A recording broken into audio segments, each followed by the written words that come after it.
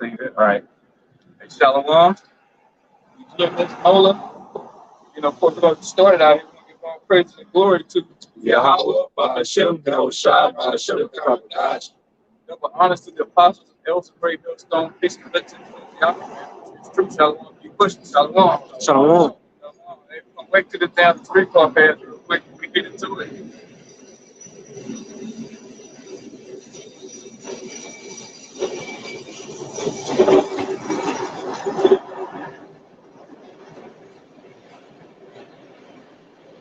Yeah, so we're going to get into it, man, with prophecy. That's all that's left in this place, man. We wait for these prophecies to come to pass so we get delivered and see all our enemies fall right before our eyes, man. That's what we waiting on. The Most High, if he said, like he declared what the end from the beginning, so we just waiting for everything to come to pass, because if he said it's going to happen. And so that's what we getting into now, man. The Charagma, he said that was going to come. That's here. America's crumbling right before our eyes. He said he was going to fucking destroy Babylon. He was going to, there was no bomb for, Babylon, pretty much, roughly paraphrasing. This place can't be healed. It's about going down. They had, what's the face too? I thought I get that. Was it Jude 1-7? Yeah, let's get Jude 1-7 first. And then we'll go to the other one.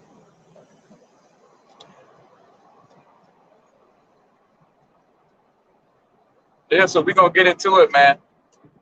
It's time for this place to go down. And ain't not a damn thing anybody can do about it. All right, This is the book of Jude, chapter 1, verse 7. It says, even as Sodom and Gomorrah and the cities about them in like manner, giving themselves over to strange fornication and going after strange flesh, are set forth for an example, suffering the vengeance of eternal fire. Yeah, so America is going in the same way as Sodom and Gomorrah, man. You see these people around here going after strange flesh, women on women, men on men. So you know what happened with Sodom and Gomorrah? It got rained with fire, man. Complete destruction. And the same thing is coming to this place because America went and did the same damn thing that they're doing. You can't go nowhere now without seeing a damn sodomite, man. Man or woman. You go to the store, you run into some. You go anyway your day to day, man, you're gonna run into some type of sodomite out here, man. And it's vexing to even see it, especially our people. We know Esau Edom, that's his thing. But when you see an Israelite like that, man, it just really gets to you, But that's what this place pushes. Got the transformers out here in full blast. It's like a whole explosion that came with the past 2-3 weeks, man. Everywhere you look, turn on the news, transformer this, transformer that. Drag shows. This place got to go. God. It's Jeremiah chapter 49:17. It says, also Edom shall be a desolation. Everyone that goeth by it shall be astonished, and shall hiss at all the plagues thereof, as in the overthrow of Sodom and Gomorrah and the neighbor cities thereof, saith Yahweh, no man shall abide there, neither shall son of man dwell in it. God, hey, this place is gonna go down, man, because look, Edom, this is where the chief house of Edom right here, Basra, man. Right. And that's where this cracker got his foothold at, pushing his wine all over the world, being a freak, just do as thou wilt. If you're a man, you can put a dress on, nobody's gonna judge you, This is what he tell people, man. And this is what he tell our people, really, and our people just eat it up and go with it, man. They figure Esau Edom's so-called, because they got a picture of him being Jesus. They figure he's, a god or something. But this so-called white man, he's nothing but a man at the day, a base man at that. And, and he's going to fucking suffer the wrath of Yahweh Shem Yahushua. And all you niggas want to join on to this fucking cracker, man. Y'all going to die with him. There's no more upholding this fucking wickedness, It's fucking disgusting having to look at this shit. It's 2nd Ezra chapter 15 and verse 5.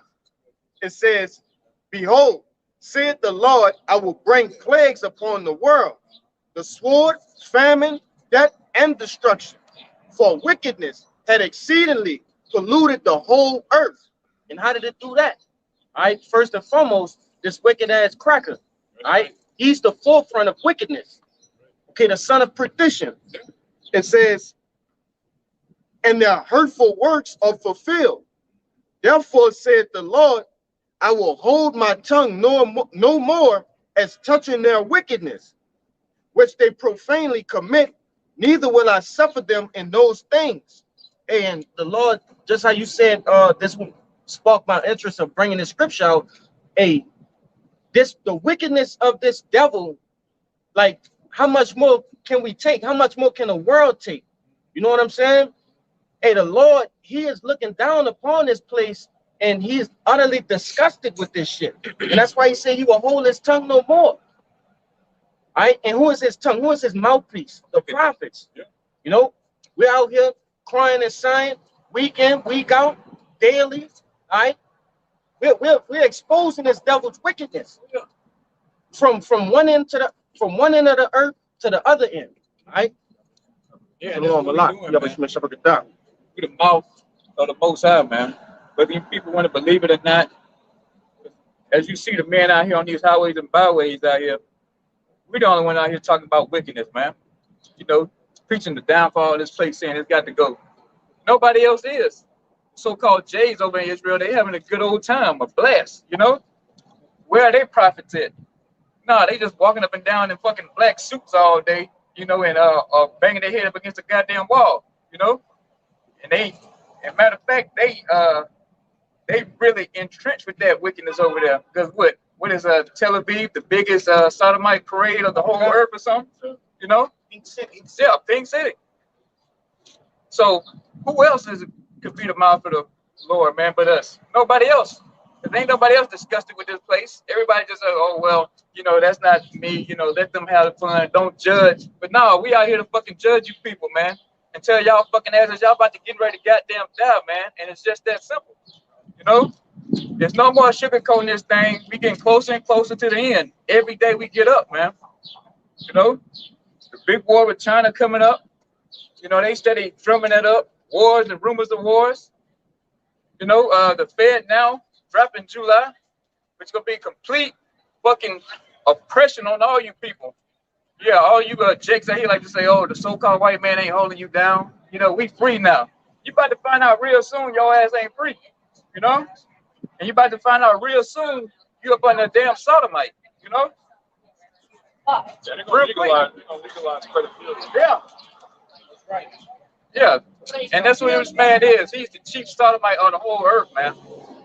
In fact, I can get that Daniel 11:37 real quick. It says, neither will I suffer them in those things which they wickedly exercise among themselves. Behold, the innocent and righteous blood cried unto me, and the souls of the just complain continually. Right? And that's what we're doing. We are complaining continually. These video epistles, right? These different sit-downs that brothers do, the Shabbat lessons, that's the cries of the men of the Lord, man. We're crying unto whom? Yahweh by Shem Yahushai, and we're telling them the things that this devil is doing.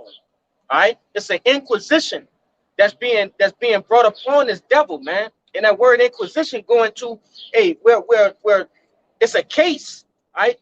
We're building up a case. We are how you say it?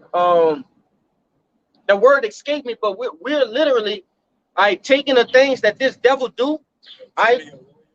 Yeah. We got this devil on trial. That's detective, brother. You know, when somebody commits a crime and they don't get immediately caught for it, yeah, what they do, they send a detective out to investigate. That's right. And make different reports. And once he come to a conclusion, what he do? Interrogate people, talk to people, find out what's going on. And then after they arrest them, what they do? They give it to the prosecution team. Right. You know? And that's what we doing now. We the prosecution team. And we got this devil on trial, man. Like I had to that. Yeah, we got this devil on that board. We got a face of a damn cracker right here. And we steady connecting the dots. Yeah. Who pushing homosexuality? So. Who pushing bestiality? You know, who's raping and pillaging and killing everything on earth, man? Esau, like the brother was going to, the son of, you know, man of sin. He's been revealed. You know, there's no more debating who the so-called white man is, and it definitely ain't no damn time to be giving this fucking cracker a break, man. To my, oh, don't worry about Esau. Man, fuck that. We gonna worry about this cracker, man, because he's a big part of prophecy, man. That's right. You know, this cracker ain't getting no break. He fucking fucked us over. And everybody want to get this cracker a break now. That shit over with, man. Right. We gonna call this motherfucking piece of shit out, man. I'm gonna try to tone it down because I know, but I'm getting raw in the spirit right now, though, you know? But, you know, Salakia, bro. But yeah, this man, he been fucking running his goddamn ass up and down this world doing the hell he want to. And that shit's over with, you know? And if nobody like it, who gives a damn? We ain't holding our tongue no more, man. We ain't sugarcoating nothing. You want to be sugarcoated, go to Joel Osteen, man. Right. Turn to T.D. Jakes. You know, but the Spirit of the Lord is burning hot now, man. We at the end. Who gives a damn what anybody has to say right now? You know, we can see this place on the ropes.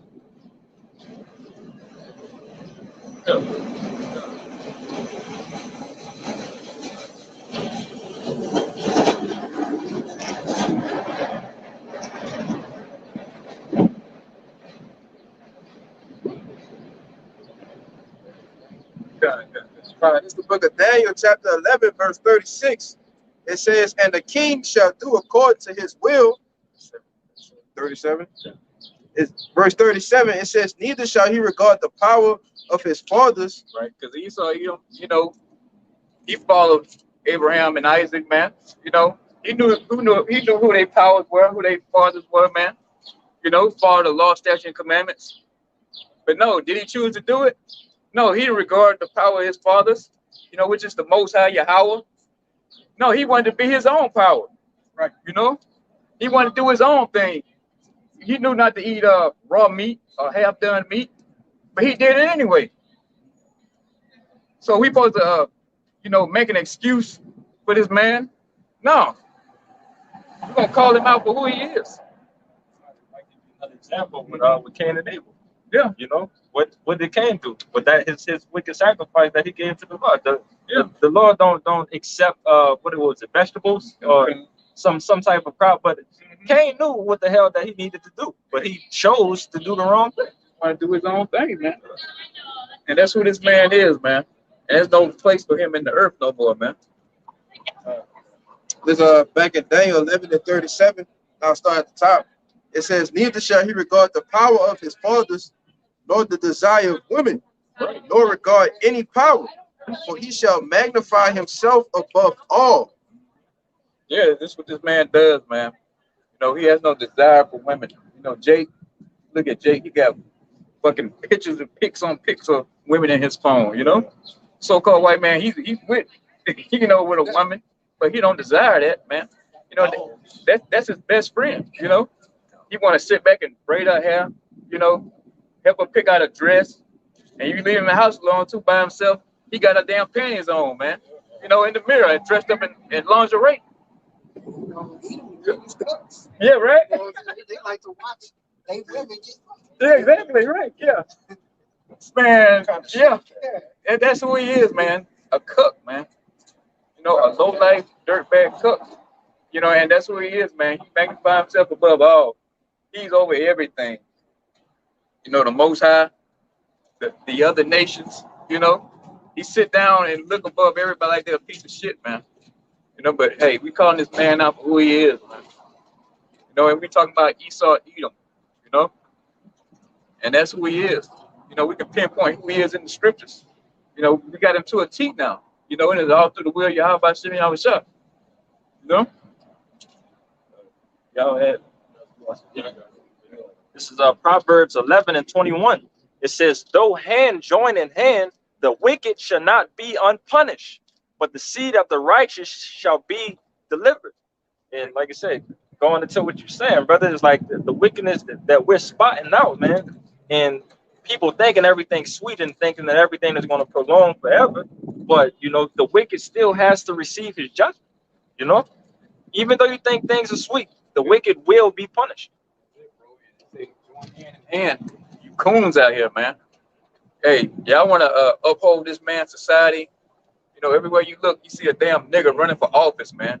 Especially the nigger woman. You know, so y'all fucking uplift this man and keep trying to, you know, get his society keep going, man.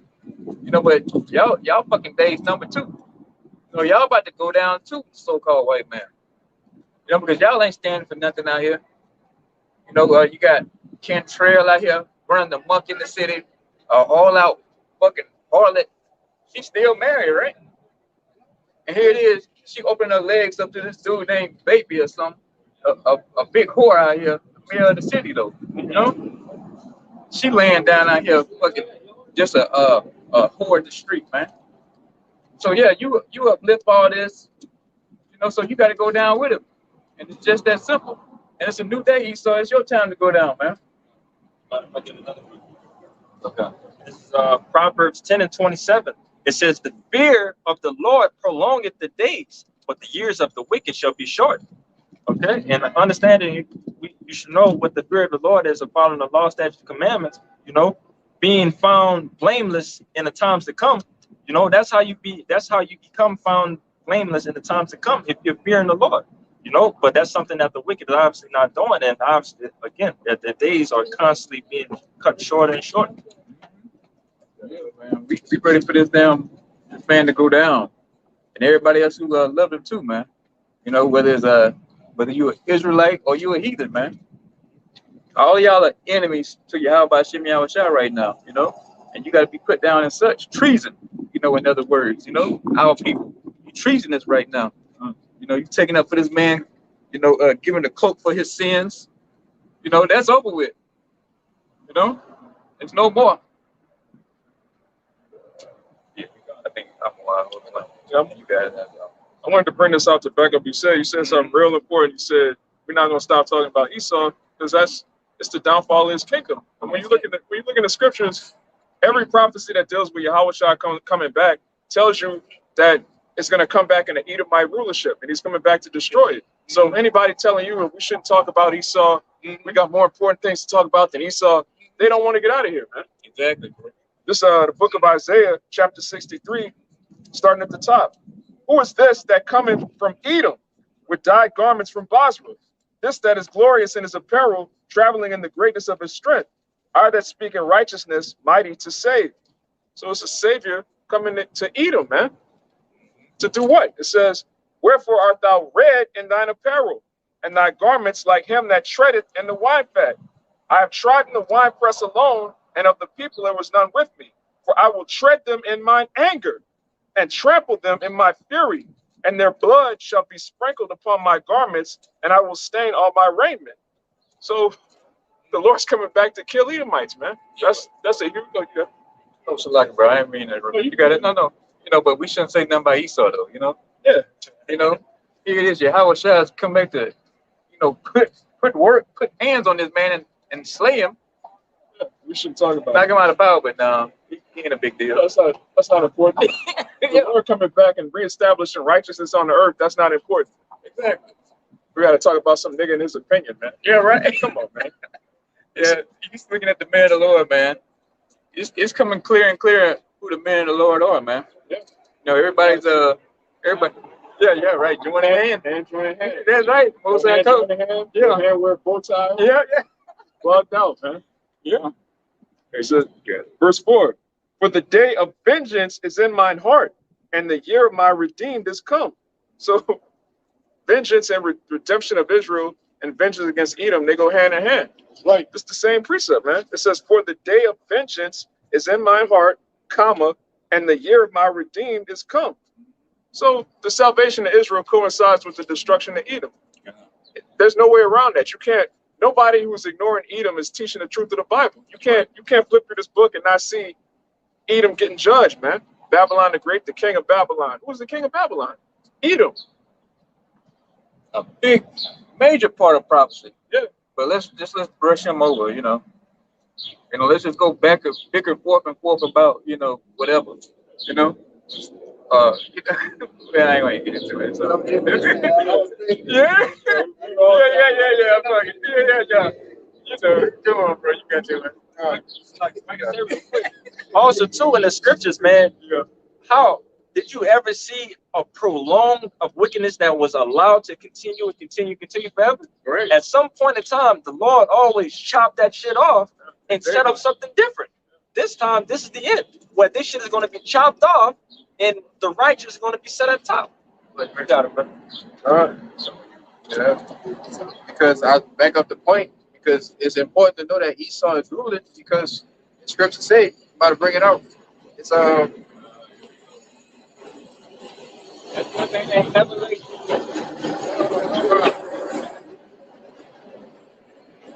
it's uh it's the book of Second Esdras, chapter 6, verse 9. It says, "For Esau is the end of the world, and Jacob is the beginning of it that followed."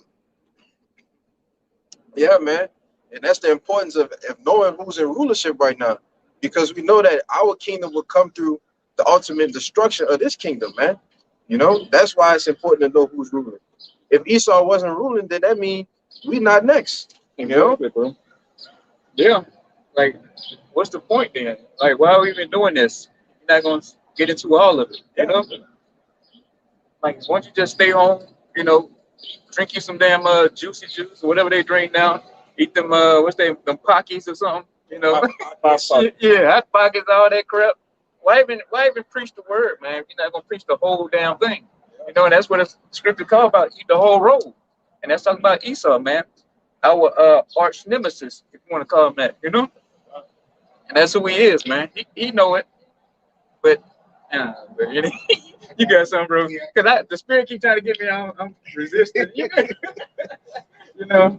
God, this is a Yeah. prophecy that has to come to pass here too. It's Ezekiel chapter 25, verse 12.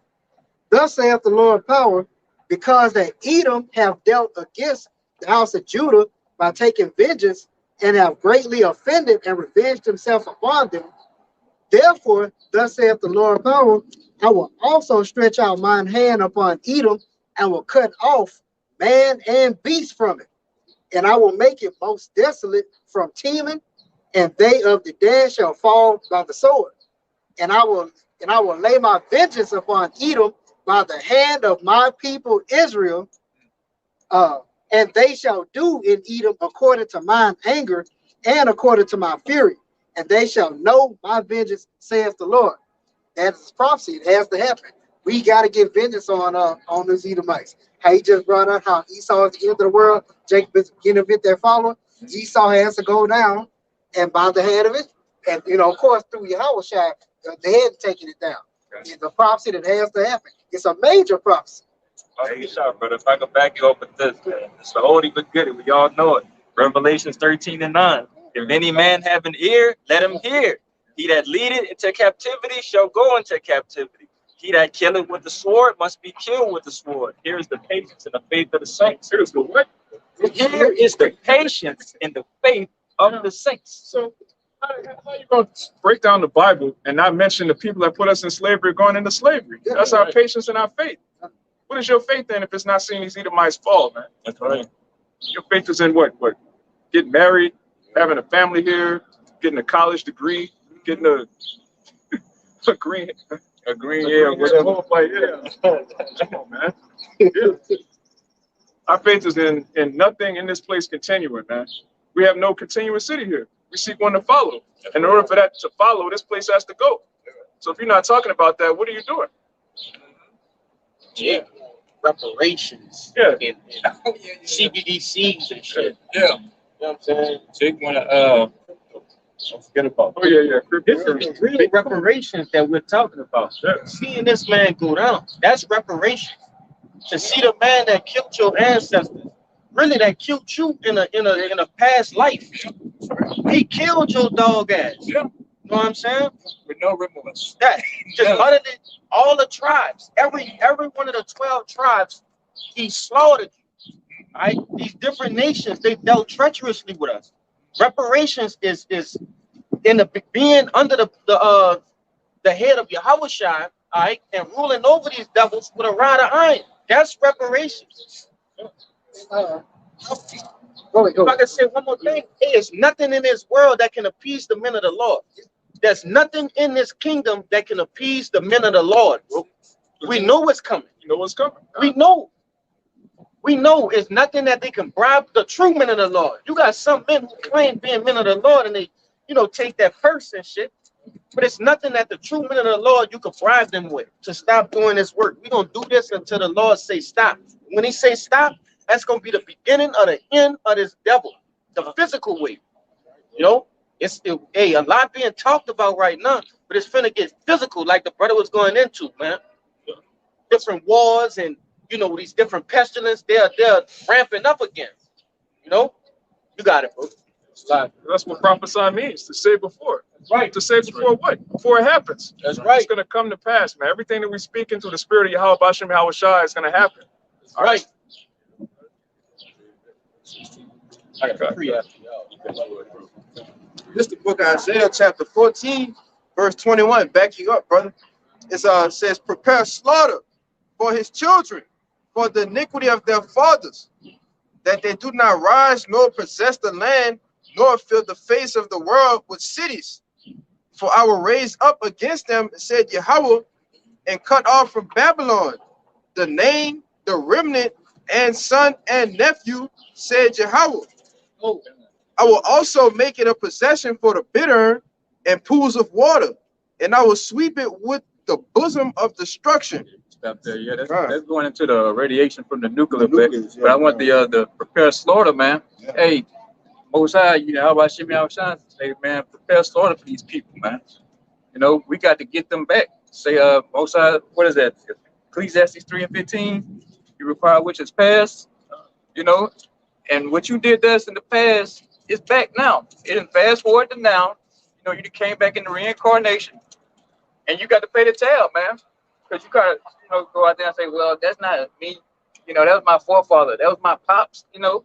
You are your people in that reincarnation, man. That whole line of wickedness, that whole group, man. And like you said, nephew, whatever, niece too, add that too. We're gonna get your ass too, They using that reparations as that's supposed to be the everything's okay. And then, but they fighting tooth and nail on it. They don't even want to give Jake that. So this man's a piece of shit, man. Yeah.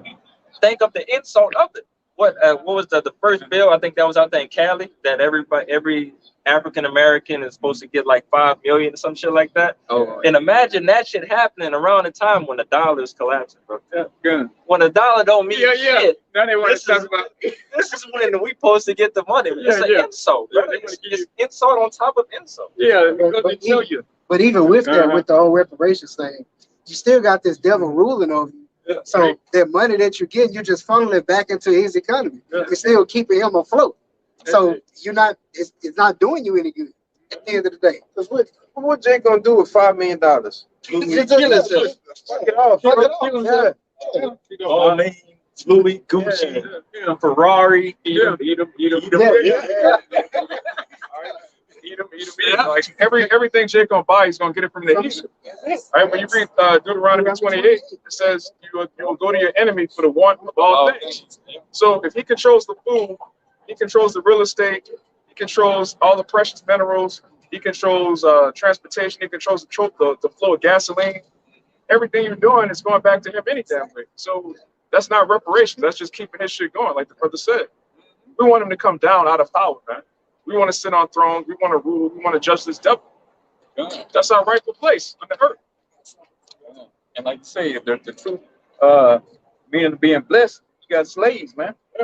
You got people working for you. And that's what we want Esau, Edom, the so-called white man, in chains, man. That's our reparations, Oh, you got it. Back up on that. This Sirach 25:7. There be 9 things which I have judged in mine heart to be happy. and the 10th I will utter with my tongue.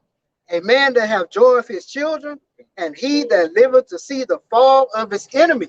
So the elect men, they not gonna be happy until we see the fall of his enemy, till we see the fall of this devil. This devil gotta come down. There's nothing on this earth you can give us that'll satisfy us, because we know that this is not for us. Like well, just brought up, we have no continuous city here. This is not our rest. We don't have shit here. Right. Yeah. And say that, we got a full picture now, man. We know the so-called white man has to be in chains before righteousness, man, to be established in the earth. You still can't have this man just running around the earth, popping dogs, molesting little children, man. You can't have him running rampant. You got Esau, Edom over here still running. But you got the kingdom of heaven set up, man. No, it's gonna be one kingdom of righteousness set up in the earth, man. This man has to be fully shackled. Because I believe I don't know, Jeremiah, Isaiah, I forget. But he turned the whole world to a damn wilderness, man. You know? And he has to be pretty much clamped down, put it in layman's terms. Because we see what he's doing now on the earth, polluting the air, the water. You can't even buy a bar of soap without poison in it, man. Your toothpaste messed up. Everything, even if it says organic, it ain't even organic. You know? You got poison in every crack and cranny you could think of, man. But we supposed to sit here and relax on eat, man. Brother, he's labeled as death. Yeah. What else? What else could he do? Yeah. Who puts pork in soap, man? Yeah, You're right. putting something unclean and something that's supposed to clean you. Yeah. That's madness. Yeah. Me and the brother went to the store today to get a few things, you know, the fellowship later on, and we seen some smoked sausage. Yeah. Now the smoked sausage said turkey and beef. So I'm like, hey, that's gonna be good for the brothers. So then you read the ingredients. The last ingredient say encased in pork skin. Mm-hmm. They're like, oh, you dog bitch, you almost got me there. You know what I'm saying? You can't even try to do the right thing, brother. It's like, damn. What's the point of turkey sausage cased in pork? That's like, Yeah. Come on, you man. might as well have just sold a pork sausage. Like, You're right. For real. I go through the house of doing all that, you know? But that's what this man does, man. He's the ultimate prankster, you know. He's the head honcho of pedophilia. Yeah. You know, he's that man. You know, and he has to come to an end, and we're seeing his whole place come to an end, man, with his economy failing. You know, we get that and Zephaniah, man. I think one, two, got it done. Yeah. We're gonna get into it, man, because hey, whatever we got is coming to an end, and we seeing it, man. You know, and that's the joy of the true man of the Lord. See us fall by enemy, you know, and knowing that he'll be our slave one day here real soon. You know, and nothing nobody can do about it either. That makes it even more better, man. You know? This Baruch chapter 4 and verse 30, it says, take a good heart, O Jerusalem. So be glad about this. Everything that's coming after this, take a good heart. You're supposed to be glad about it. It says, for he that gave you that name will comfort you. So wait, whoa. It said, he that gave you that name will comfort thee. So how is this what we finna go into? Comforting. So explain it. It says, miserable are they that afflicted thee, and rejoiced at thy fall. Miserable are the cities which the children served. Miserable is sheep that received thy sons. Know what that's talking about? Babylon the Great, man. You know, chiefly Esau, Edom, man. It says, for as she rejoiced at thy ruin and was glad of thy fall, so shall she be grieved for her own desolation. For I will take away the rejoicing of her great multitude, and her pride shall be turned into mourning. For fire shall come upon her from the everlasting. What's that fire? These ICBM nuclear missiles, right? The concentrated heat from the chariots. Okay, it says, I'm gonna read that one again. For fire shall come upon her from the everlasting, long to endure, and she shall be inhabited of devils for a great time. O Jerusalem, look about toward the east, and behold the joy that cometh unto thee from Yahweh. So everything that was read right there was supposed to uplift the average Israelite man. All right, well, chiefly the elect. Reading that, that's supposed to bring you joy to know that everybody that ever stepped on us, like your boy said from what's that little movie, Ace, what's that dude name, when they shot his little brother, and he was like, everybody that ever looked at me wrong, you know what I'm saying? Yeah, paid in full. There he is. Paid in full. Hey, Israel supposed to be like everybody that had a hand in bringing us down, okay, that wagged their hand pursuing the Lamentations, all right, they gonna get it. And chiefly Esau, Edom, man, they gonna get the business, all right? That should uplift you. That should ain't gonna be no more of this. just walking around willy-nilly, right? Looking stupid, That's right. That's the main thing, guys. you know, Stupid. with a proud look on their face. That's not gonna be, man. That's it, bro. It's sickening to see that shit. You know? Yeah, it Hey. is. Y'all got it, brother. So we're gonna be comforted by these words, man. Done. So if you're not comforted by Esau going down, that means you're not right, man. That's right, Yeah, brother. for real. Lord not dealing with you. That's right. Yeah, and that help, man. Coming from the east, man. You know, that's we should be looking, and that's why we pray towards the east. You know, Right. that's why our help cometh, man. Yahweh Shah, man. You know, and that's what we all looking forward to. True man, the Lord, man. You know, the whole whatever the whole roll say, that's what we doing and eat, man. You know, and here we are preaching that, man. You know, but you know, like we're gonna get into it, man. This man economy is on the ropes, you know, and all you people who are outside this truth that's been straddling the fence, man, you're gonna down that fence, you know. Right. You know, you done made a whole doctrine straddling the fence, you know. We about to see if you're gonna be able to hold up with that shit here real soon, you know. Let's see if that gets you through what's getting ready to come down the pike, man. You know, because every other day you're hearing about something about the economy. It's getting ready to go down. Joe Busy, he don't mind hurting the U.S. economy. You know, you got everybody ditching the dollar right now. BRICS is in full effect, man. You know, and it's just a matter of time, man. And two was the other two nations, India and Oh, Bangladesh. Bangladesh. Just today, India and Bangladesh are decided to do commerce without the U.S. dollar. Right? And India is like 1 billion people, man. That's a major thing. And this is every other day, every day, sometimes multiple times a day. You get articles proving that the dollar's done. Yeah. But Jake talking about reparations in U.S. dollars. Yeah.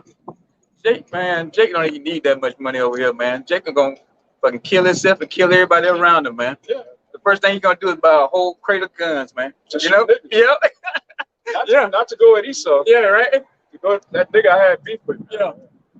Beef, man. You know? And so it's just just dumb shit. Give it to him. Yeah, right? Yeah. Just give it to him. Uh-huh. But yeah, this man, his economy is on the ropes, man. But it's all part of his plan, though. He think it's his plan, but it's really from the Most High, man. You know, he got his ass in a trick bag. But we're gonna just, say it for face value, man. Esau think it's his plan, but we all know it's all the Most High's plan. Playing Salaki, you know. And he's crashing his economy just to bring in something even worse than what he got going on now. First, he had this the legal debt tender, the FRA note, which is backed by nothing. But this digital currency, it ain't nothing, man. It's just O's and ones, man. That's it. Numbers on the screen. Yeah, that's it. And he's about to bring some real oppression upon you people, man. Right. Short film. Yeah, put in there. Oh yeah, your boy. What they call it? Oh yeah, Economic cancer. Huh? Beyond reset. Beyond reset. Yeah. Yeah. And that's what's coming, man. So we get that Zephaniah. Yeah. This is the book of Zephaniah, chapter 1, verse 10. It says, "And it shall come to pass in that day, said Yahweh, that there shall be a noise of a cry from the first gate, and a howling from the second, and a great crashing from the hills." Yeah, and that crashing on the hills, man. If you look at well, you can't look at it now, but you're gonna eventually see it, though. You're gonna see when that stock market crash. You're gonna see the, on the bar graph or whatever graph you want to call it, how it goes up and down. Those are the hills that it's talking about on that. And that's getting ready to come to pass. I got you on that Isaiah 30. Yeah, and it's gonna go into that, man. All that's been prophesied to happen to this place, and we getting closer and closer to this place being declared a crash, man. That the whole bottom's gonna fall out. Then what you can do is gonna do then, man. It's gonna be no more of this Bourbon Street. You niggas gonna lose your damn mind when you check your bank account and that bitch will say 0, or you go online and check it and say maintenance going on or something. They good for putting that on there. Don't do the bait. Yeah. Try to run your ass up the street to the bank. Bank holiday. All the banks closed. or you got NOPD or whatever troops out there blocking the banks off, man. Ready to put 2 or 3 in your head, man. Till you get your ass back to the house, you ain't got no money here, man. You gotta wait for this new system in order to convert your tokens that you about to get. You know? So all you niggas love your Black and Miles, your guards and all that. All that's gonna be regulated with these CBDCs, man. You ain't gonna be able to buy whatever you want to, man. On your all right now. You gonna be able to buy crickets and whatever kind of bugs Klaus Schwab got in the store for you, man. You know? Yeah, instead of buffalo wings, it's gonna be cricket wings, man. You know? Like again on that short film you said, your boy went to go in the freezer to give him his weekly food supply. What they had?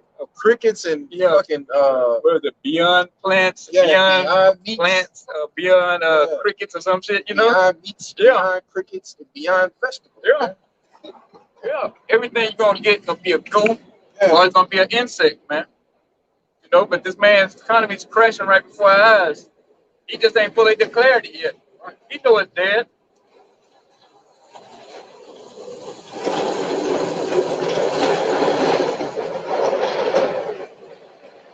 Yeah, with that being said, we ain't out here giving financial advice, talking about go buy you some gold bullion, some silver, you know, change your your IRA over to a gold account.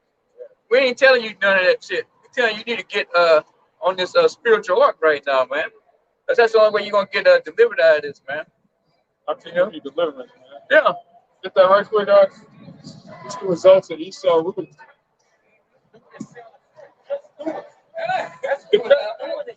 Yeah, right. Some years old riding a goddamn train. Baking a pie or something, you know?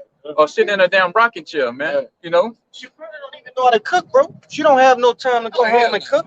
No, too busy. Just ride the streets. Already cooning down there, you know? Look, half naked. This is somebody, mama or grandmama, you know? Great grandma. Yeah, great grandmama. You know? But that's what Esau Edom does to our women, man. He did that, man. You know, and the men ain't no different. You go down there, they down there pissing and crapping on themselves, man. Drunk out their damn mind. Sleeping on the streets, man. And they steady holding on to this place, man. This place is collapsed, you know? It's just a matter of time before it's announced. You know, when that Fed now drops July, which we all waiting on up here, man, you know? We waiting for the Fed now to drop. And then they came out with even more pressure now. They got something called the unicoin. Oh yeah, you know? unicorn. Yeah. And that trumps all the coins, you know? So Esau Edom got all the damn power now, you know? So you can't say, oh, I'm gonna run to Brazil, I'm gonna be all right, you know, I'm gonna run to Mexico. Passport. Yeah. Uh-huh. Yeah. Your ass gonna be under full pressure, man, with these digital coins, man. You know, it's nothing you can do about it either, man. It all got to do with coming to that C-hip, the Karagma, which is the ultimate coin, man. I can see. They already leaked the characteristic of that Fed now, right? That Fed now could be shut off, all right?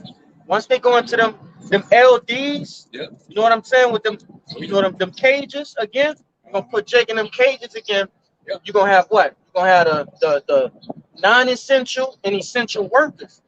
And if your ass ain't supposed to be outside For real. and you try to make a purchase, you'll be like, sir, you're not essential. What are you doing? Hey, it's off. You know, cut your fentanyl off, man. And they're gonna go on there on Instagram and that damn TikTok where niggas love to rest that, you know. They're gonna go in there and check all your posts and see how mad you is about these coins, man. You know, oh shit, I can't use my cash no more, you know.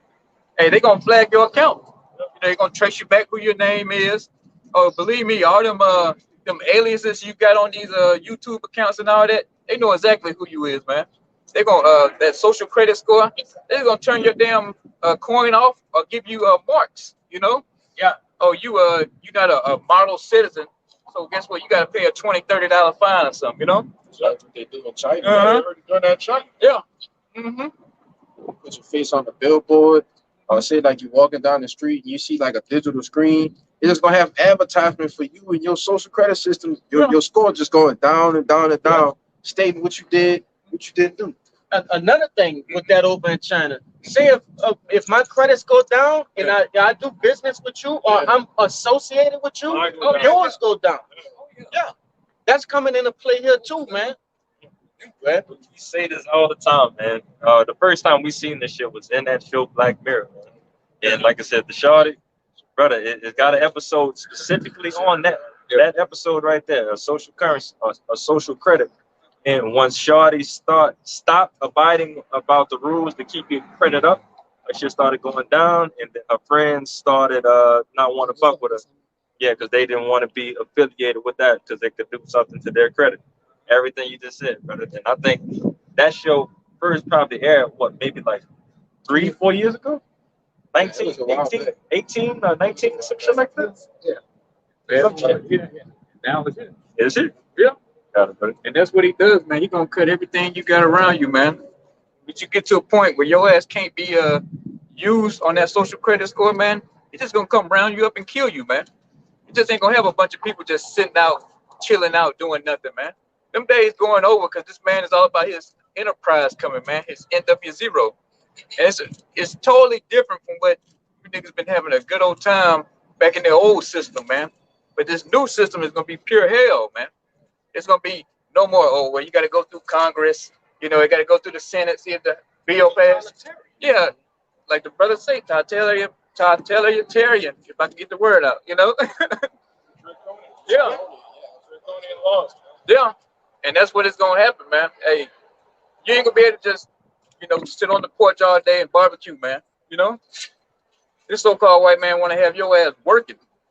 You know, and for the ones who gonna be living, you know, if he was to get his way, which we know the Most High is gonna fucking you know, take his ass out of power once he get this NW0 set up.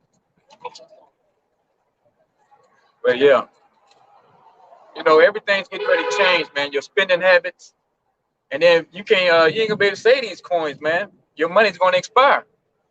You know? Yeah. Within 7 days. Yeah. And then you got to go to the stores he wants you to spend it at. You know? 15-minute cities. Yeah, you done bought too many shoes from Nike. Now you got to go get your shit from Adidas now, you know? You get too many Adidas, you're going to send your ass over to Converse, you know? And you go in the store and try to say, oh, well, I want Nike this time. Decline, you know? And you keep it up, you're going to find your ass in a damn a pit, man. A mass grave, you know? But this is what this man is all about, man. He's all about control. Because he see everybody out here is useless eaters, number one, you know? And when I'm talking about that, I'm talking about the elite, you know? Yeah, you know, the elite, man. They see everybody as useless leaders, and they're ready to claim what they think is theirs, man. The earth, you know? You know, so a whole nother plague is coming. It's already getting lined up. You know, the, what's they calling now, the bird flu or something like that? It's one of them. I think H1N. Yeah. Oh, the new sea Arcticus or some shit like that. It's something, I forget the name of it. They got so many. Yeah, they got that. They hyping that one up, and the Marburg virus. So he ain't done killing you people, man. You know, he got to get this. The new term that he got popping now is the depop word, man. Depopulation. Right. That's what he about, because all you people in the way, let him tell it, breathing up all his air, eating all his chicken. You know what I'm saying? Yeah, right. You're using too much carbon. So he's ready to kill you people, man. And we talking about the so-called white man. If you don't know who the fuck we talking about, you know? That's what he been wanted to do. He been wanted to kill you. Specifically you Jakes. You other nations are just collateral damage, bro. That's it. You just collateral damage. The main issue to the so-called white man is the so-called blacks, Latinos, and Native Americans, the children of Israel. That's who his biggest target is. You know, that's who he wants to afflict. That's who he want to persecute. That's who he want to kill. You know. If I can back that up, that goes back to that Genesis 27, man. In 41, it said, and he hated Jacob because of the blessing. You know. That's what this so-called white man is. He wants that blessing, man. He knows what's going on with this Bible. But this Bible for you niggas, and you don't even know what's going on. You know? That's why he got this whole plan devised to kill you, to get rid of you, thinking he gonna get that blessing. You know, which just show you how greedy this man is. Here it is, he got the do of the whole earth, pretty much do of heaven, you know, and but he still want more. You know? So the hell with all that. You know, the nation of Israel getting ready to rise, and that's what's in the sight, man, on the horizon right now. Because like saying, this man's economy is going down. We'll get that Revelation 6:6 real quick, and I got you. Gun. It's the book of Revelations, chapter 6, verse 6. It says, and I heard a voice in the midst of the four beasts say, a measure of wheat for a penny, and 3 measures of barley for a penny, and see thou heard not the oil and the wine. Yeah. So it's looking like this place is gonna prosper, man, and go on, but it's getting ready to collapse, though. You know, and that's what you're seeing now. You know, with the first LD, you know, it seemed like, oh man, everything's gonna collapse. You know, it was all kind of shortages. You know, but everything turned back on now. People out back shopping, traveling again.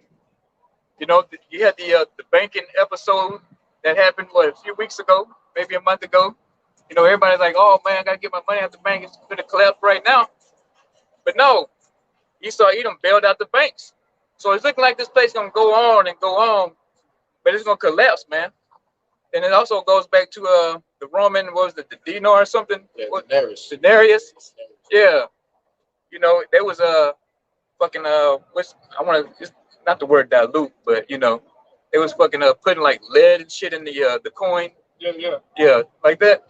It's basically an ancient form of inflation, Gun. and which is really what they're doing now, man. You devalue the dollar, which is stealing, man. You force everybody to use the currency, and then you lower the value of it. That's stealing money from this man. It's just a sophisticated form of theft.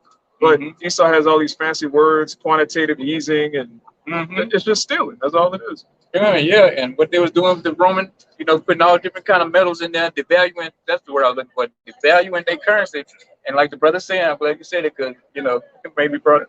You know, and he devaluing the dollar, man.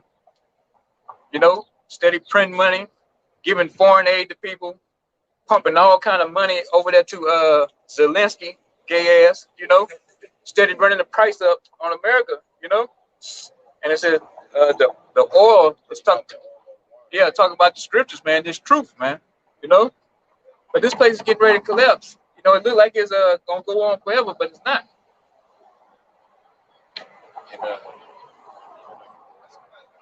So you got it. You have one? You got it. Then I'm going.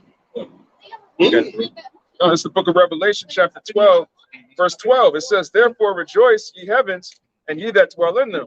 Woe to the inhabitants of the earth and of the sea, for the devil is come down unto you, having great wrath, because he knoweth that he hath but a short time.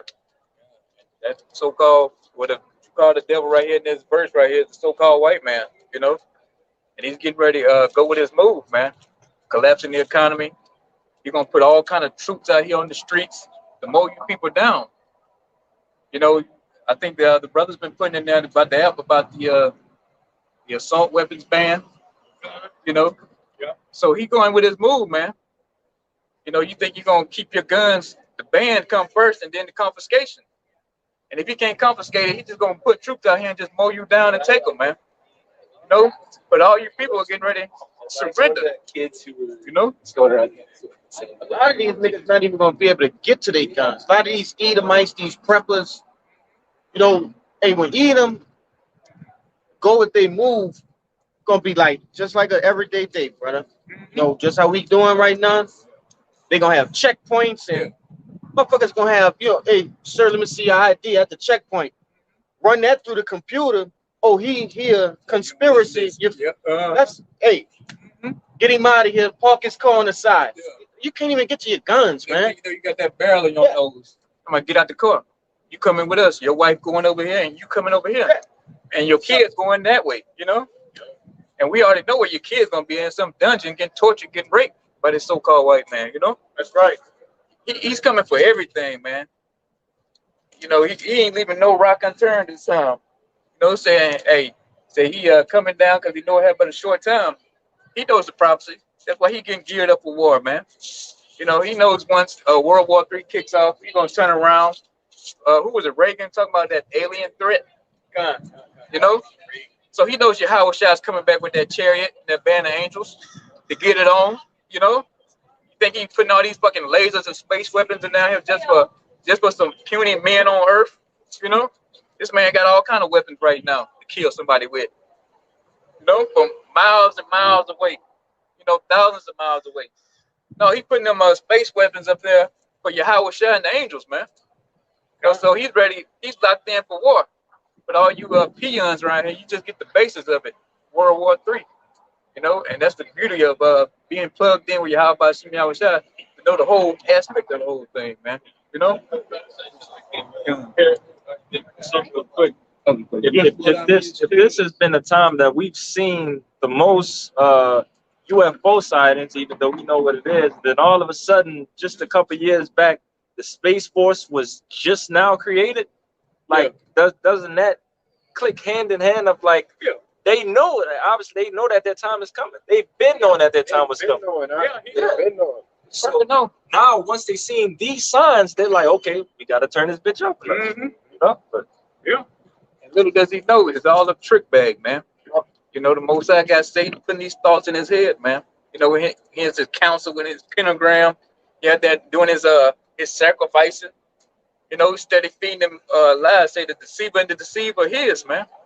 So the so-called white man being deceived that he can win this war with Yahweh Shai. You know?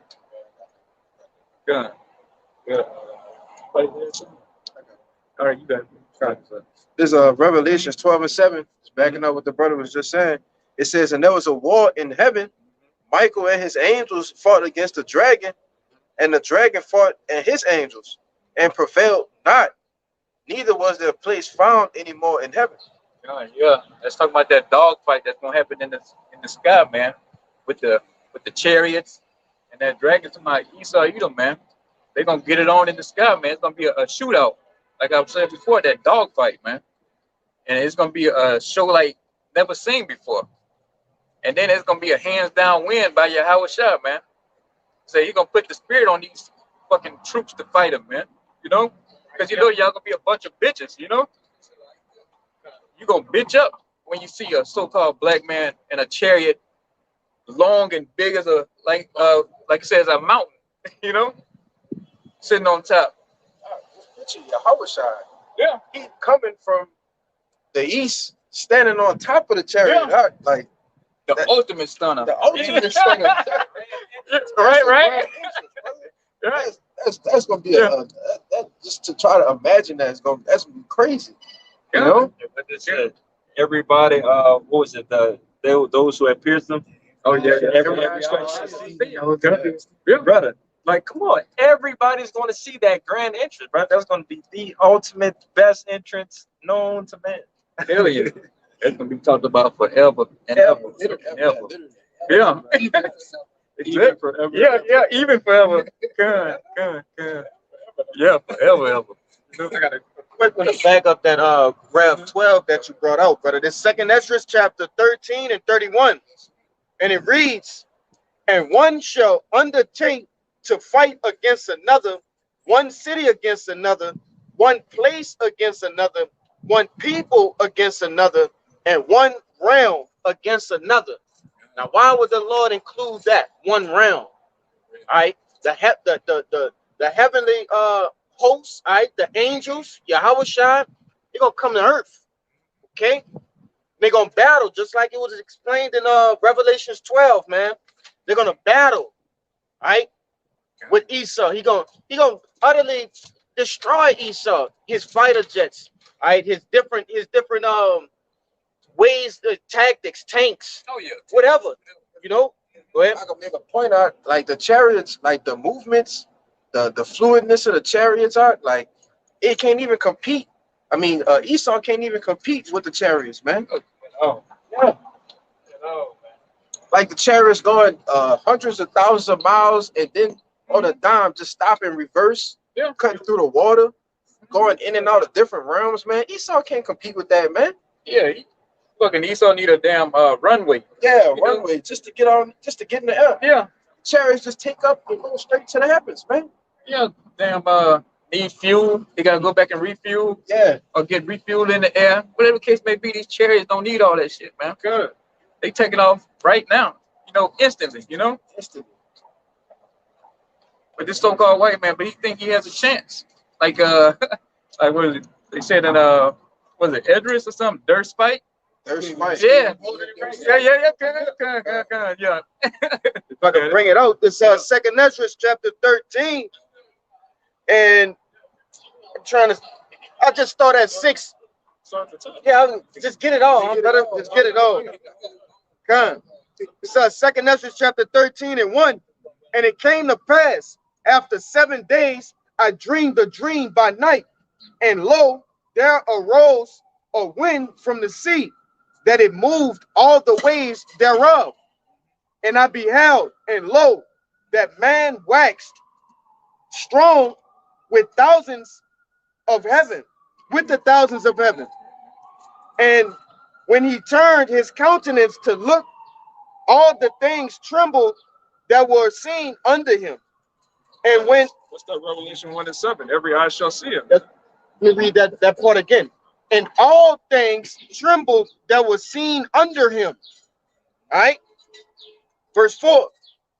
And whensoever the voice went out of his mouth, all they burned that heard his voice, like as the earth filled when it filleth of the fire. And after this I beheld, and lo, there was gathered together a multitude of men out of the number from the four winds of the heaven to subdue the man that came out of the sea. And what is that talking about? Who is that man that came out of the sea? Yahushua. All right. And that sea is talking about space, man. It's the heavens. That's what this sea is talking about. Verse 6. But I beheld, and lo, he had graved himself a great mountain, and flew up upon it. But I would have seen the region or place whereout the hill was given, and I could not. Right. So imagine a chariot so big it's described as a mountain. You can't see where it begins, where it ends. It's just covering the sky, man. That's right. That's how the Lord's coming back. It said everything that was under it trembled. Come. Verse 8. And after this I beheld, and lo, all they which were gathered together to subdue him was sore afraid, and yet durst fight. Why is they gonna durst fight? The Lord gonna make their ass fight. That's just like, hey, you got that bully. He been bullying motherfuckers this whole time. That's been smaller than him, weaker than him. All right, and you get the big man. He gonna make him fight. You gonna have to fight. You won't be a bully. You gotta fight now. Like the brother saying, you've been a bully, so fight now, Yeah, scriptures call him the hammer of the earth. That's right. You bully the Israelites, you bully these heathen, you drop atomic bombs on Ammon, right? You're going around the earth killing her, you bad to the bone. All right, when the Lord come back, keep that same energy, so. God. Brother, let this try to find.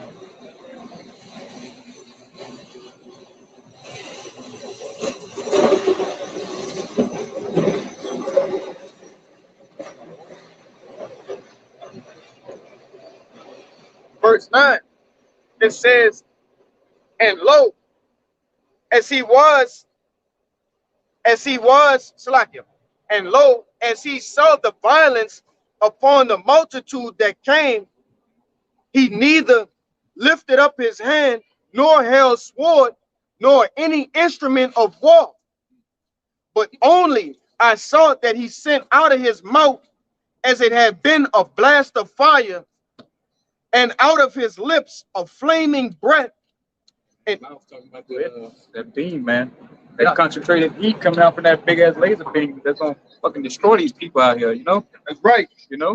Blasting like we brought out earlier about the missiles shooting off and the laser beam. I think you brought that out.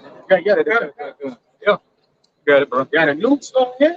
Then they're gonna have the angels with the chariots flying around. sapping motherfuckers. Yahushua, he gonna have the big old, the motherfucker. He gonna have that. He gonna have that, brother. I don't,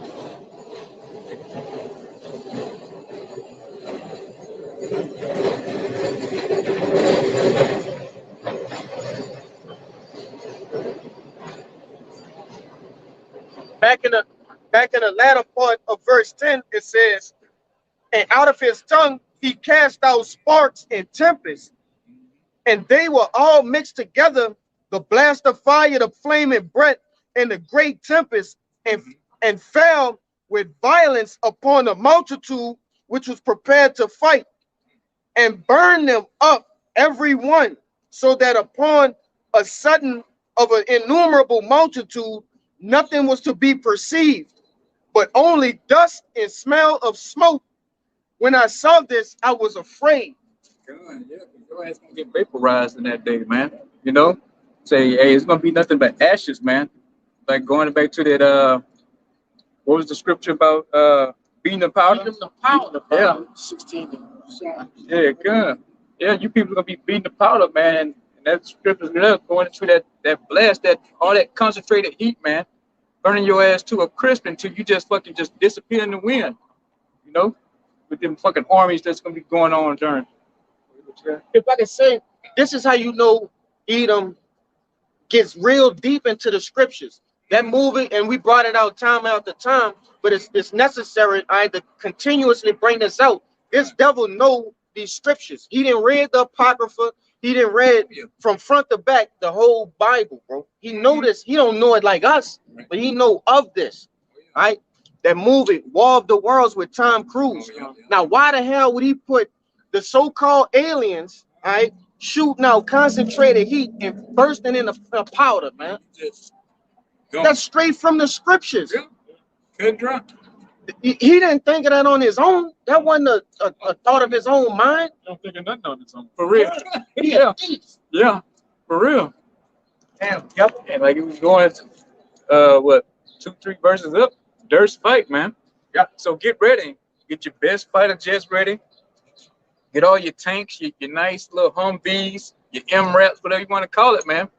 Because y'all, them troops over there, once it take place over there in the Middle East, you know, this whole World War III, y'all niggas gonna fucking get it, man. You know? Why you think they doing drills daily? You know, riding with two fighter jets. You got the 2 in the front, 3 in the back. They're practicing their formations. You better get all the practice you could get now, Edom. Yeah. You know, exercising on time. Yeah. because the angels, they don't need practice. It's ready to do it whenever. They don't need that. For real. You know? Yeah, they ain't doing no warm-ups, push-ups like the brothers say, running drills, you know. Huh. They ain't out there, well, you know, we got to get a plan, you know, I want you to go left, I'm going to go right, you know, you go straight to the middle. No, it's already been figured out, man. It's already been programmed what they're going to do, you know. The end was declared from the beginning, you know, and that goes for the end of Esau, Edom, the battle, the last war, you want to say, with Yahushua and Esau, Edom, man. That's the last one for this place, man. No more wars after World War III, man. It's gonna be nothing but peace on this earth, man. You know, because the rightful ruler is gonna be in place. I mean, that's a whole nother video there too, man. You know, the true people, which we've done thousands of videos on it, but you do 1,001. You know, that's another cut to those people over there. You know, in our land.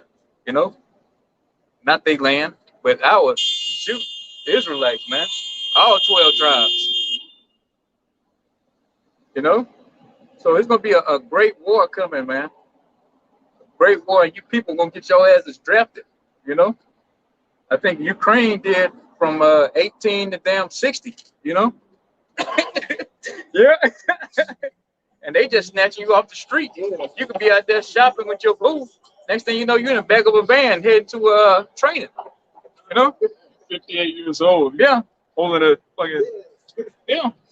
And next thing you know, man, 2-3 weeks or the same week, you got fatigues on, you running from Russians, man. You know?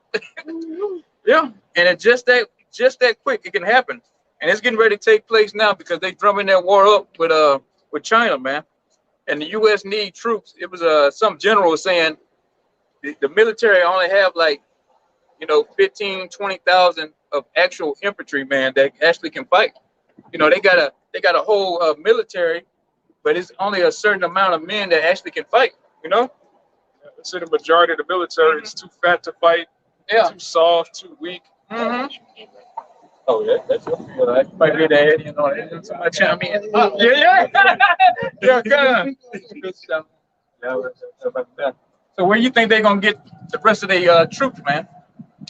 From out here in these streets, and there's nothing you can do about it, Jake. So you enjoying it, enjoying bourbon with your daiquiris, sitting up, laying up with your boo, but you're gonna get them papers, man. But you're gonna get them in the mail, or you're gonna have them recruiters coming around banging on your door and say, hey man, you've been drafted, report to such and such. Get on that Greyhound to take your ass to wherever. And that's what's coming. Women and men gonna be drafted this time. Right. Oh y'all, there's gonna be some trench wenches going on, man. There's nothing you could do about it either, Jake. And you Edomites, you so-called white people, you like to play G.I. Joe. You better get your chance to be Joe out there when you run in the Middle East, jumping in the damn sand dunes, Let's see, everybody's so tough. Everybody got a lot to say. All these scoffers on the comment board, but ain't nobody doing a damn thing as far as coming to work. And I'm talking about pushing this work, So get ready, pick out you some your nice boots, or you might want to just start working out here in the gym right now and get prepared, because your ass is going over to that Middle East, Let me see if I can find it. Good. Oh, nice. You can get that one up now. Yes. You got it. Good. This the book of Joel, chapter 3, verse 2. It says, I will also gather all nations and will bring them down into the valley of Yehoshaphat, and will plead with them there for my people and for my heritage Israel, whom they have scattered among the nations and parted my land. Y'all according to Yehoshaphat, Yahweh's judgment, man. Known as Armageddon, it's gonna take place. That's gonna take place, man. It's all still Yahweh Shah, like saying preparing you heathens for the battle, man. You got to get all y'all, whatever's gonna spark it off for everybody to get theirs over there in the Middle East, it's gonna happen. The Most High said it's gonna happen that way, man. That's the place where he promised them birds a big feast. And it's from you troops out here that's gonna be over there, like all you tough G.I. Joe guys, man. You're gonna be nothing but food for the birds here. Yeah, that's all you're gonna be. And all you useless ass Israelites ain't pushing this truth. Your ass is gonna be fucking in that field, man. In a trench. Yeah, I was shut up right there. Yeah, your ass gonna get fucking hauled off into some training camp, man. Get you 2 weeks in a rifle. Next thing you know, you running for cover. It's nothing can turn this destruction back. Nothing. Nobody. So all you healthy young men out here, get ready to die in the desert. That's real quick. Good. So Isaiah 3:25, thy men shall fall by the sword, and thy mighty in the war. Yeah, all you troops, man, mighty all you tough guys, because everybody, an MMA fighter now, It's the most sorriest thing you ever seen in their life.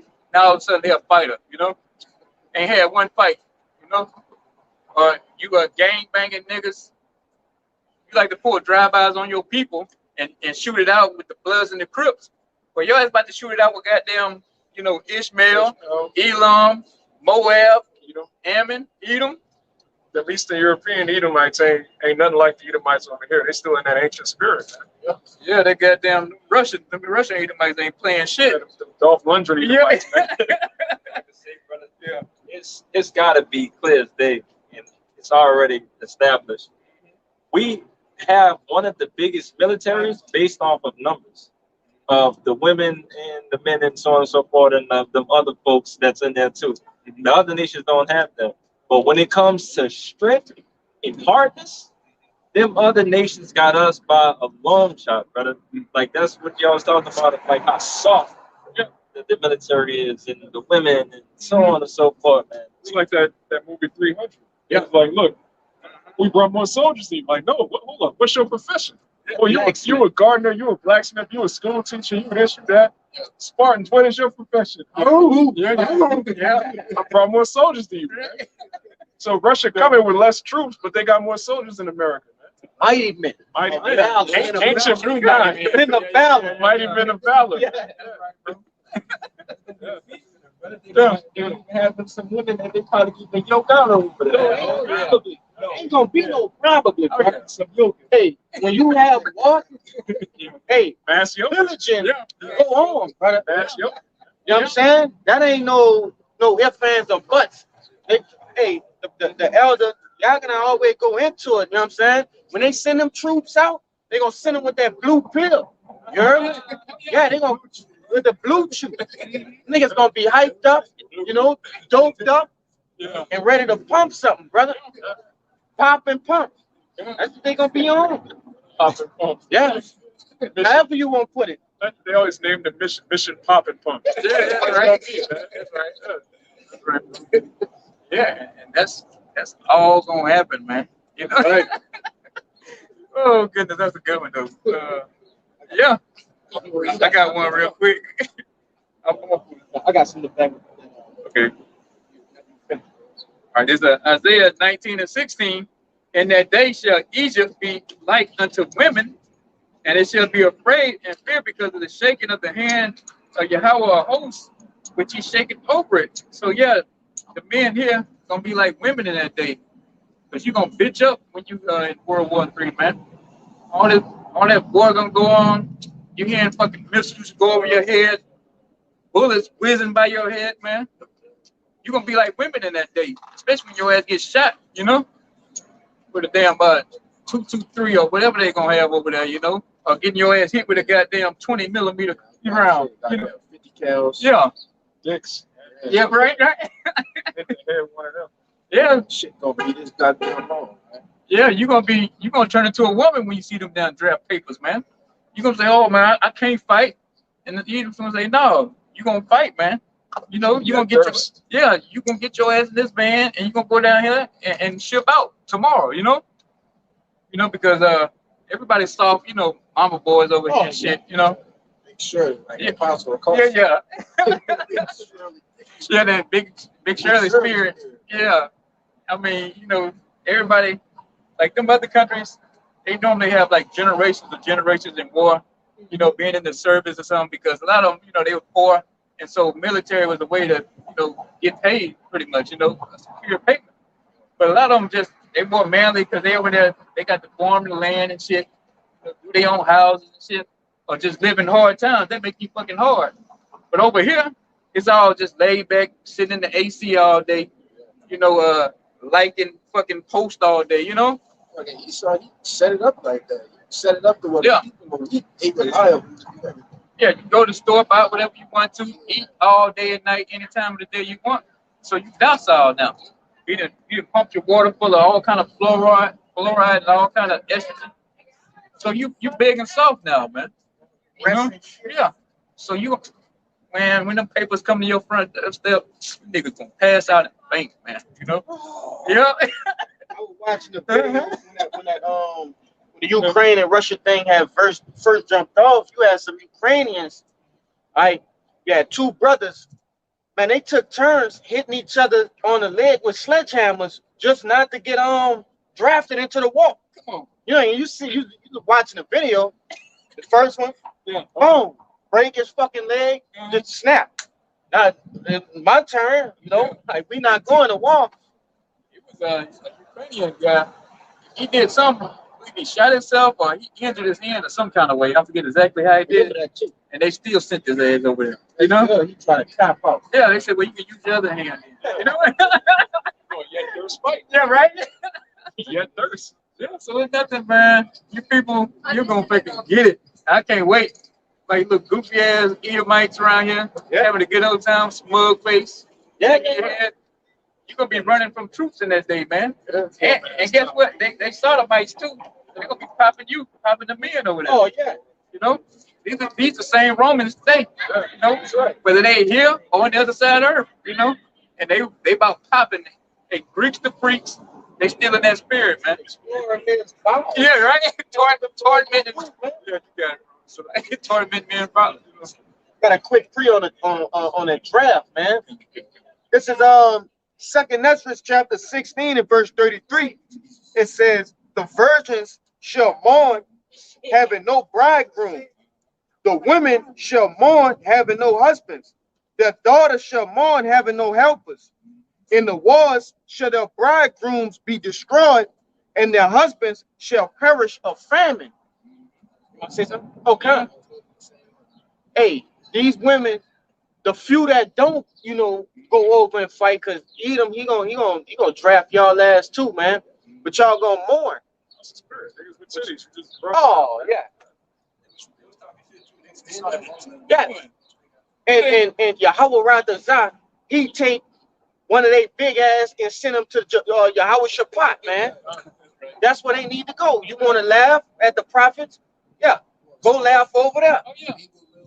Shit that's walking by, the Lord gonna take your ass and just what the brother was reading, and he gonna send your baby daddy and your father over there, man. That's right, bro. You got your papers lined up for you, you know? Let's go. It's to the point now, we just, just laugh at the shit, at the scoffers, because we know where your ass gonna end up. Dead. Your ass just gonna end up dead. No matter how you cut it. At least ye repent. You know? I got one. Oh, you still got Nah, that's it. That's it. I got to put one real quick. Nahum 3 and 13. Behold, thy people in the midst of thee are women. The gates of thy land shall be set wide open unto thy enemies. The fire shall devour thy bars. So yeah, your ass is gonna turn to a woman once again when your ass gets shot, man. With some fucking this long. You know? You're gonna be fucking hollering like a damn woman, hollering and screaming like a woman in travail, you know, like you were having a baby, man. You know, and you can cry out like what was that goofy nigga George Floyd, call out for mama or you, yeah. But you're gonna doubt your mouth wide open, man. Right. You know? All because you chose not to follow Yahweh Shemi Awashad, Jake. We don't give a damn about you heathens going to war, you know? But we're talking about you so-called Negro, Latinos, and Native Americans. The time to get right is past due, you know? You need to get your ass just like right now. There's no more thinking about it. There's no more sitting around, you know, I'm gonna see if it get a little, you know, better, worse. Man, the time is now. Shit's shaping so quick now. What did you say?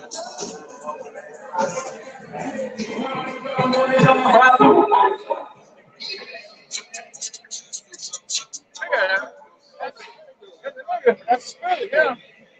All y'all niggas don't go over there in your house hot, man. Yeah, right. Let's say you ride that spite over in the desert. Yeah, right. Yeah. They have more than 12.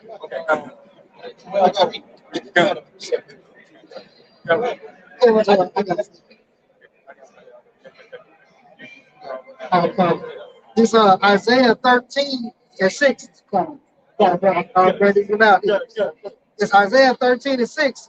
How ye, for the day of the Lord is at hand. It shall come as a destruction from the Almighty.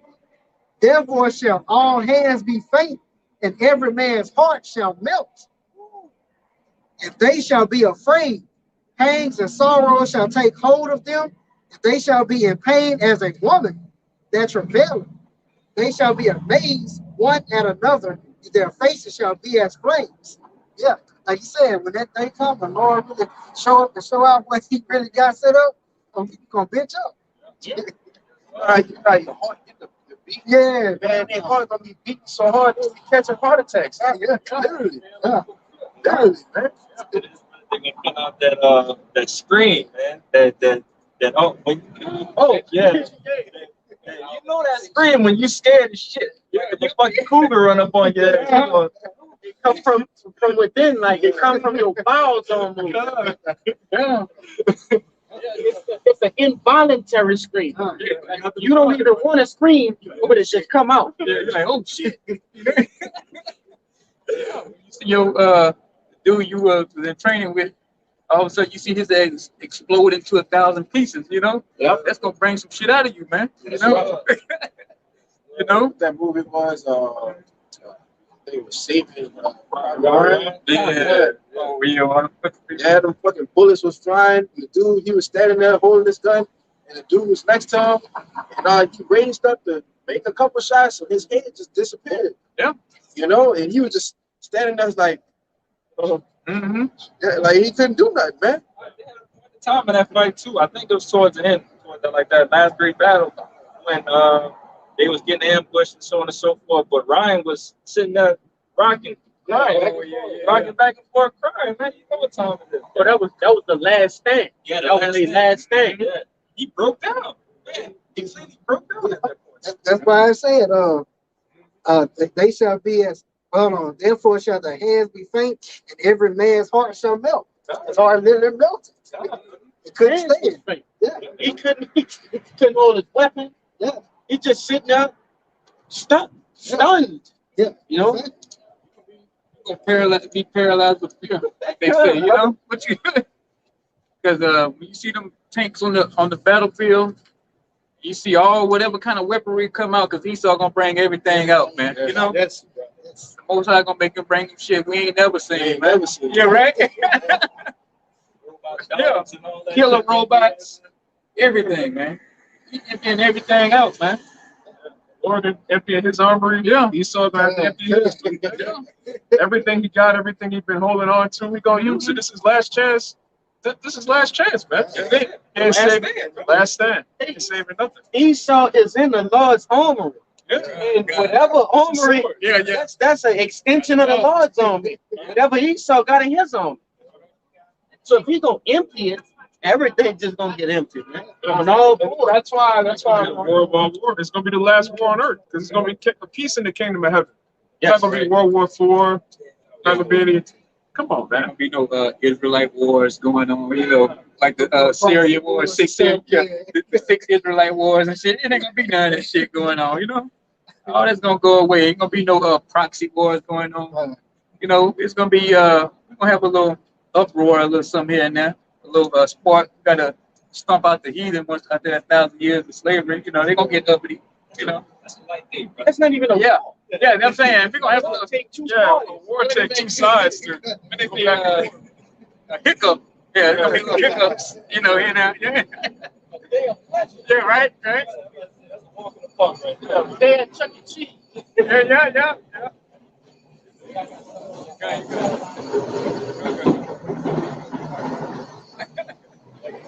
Remember how we was at the pool hall when we just having fun punching the bag, seeing how hard we get hit? Yeah. That's how that thing goes. That's right. Come on, man. Just a little slight fun, you know. My little thump, big kid. You know. I wanted to bring out the Google definition of paralyzed with fear. All right. And it goes into, it says, what happens when you are paralyzed with fear? Physical paralysis as an anxiety symptom. The danger feels so high, it goes beyond your capacity to tolerate stress. So it's like our nervous system goes offline or shuts down. Where we're able to survive but not fully function, it's equivalent to playing dead in the animal world. Come on, man. When somebody got to come up and just slap you in the face, snap out of it. Yeah. You know, pick up your rifle.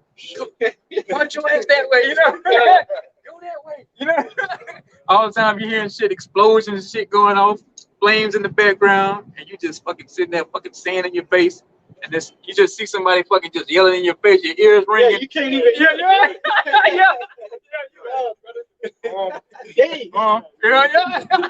Yeah, you just stand up into the abyss because you know this your fucking death, you know? You know? No, there's somebody. I got one for you. This is Zephaniah 1:14. It says, the great day of the Lord is near. It is near and hastened greatly. Even the voice of the day of the Lord Yahweh. the mighty man shall cry there bitterly. That day is a day of wrath, a day of trouble and distress, a day of wasteness and desolation, a day of darkness and gloominess, a day of clouds and thick garden and thick darkness, a day of the trumpet and alarm against the fenced cities and against the high towers, and I will bring distress upon men.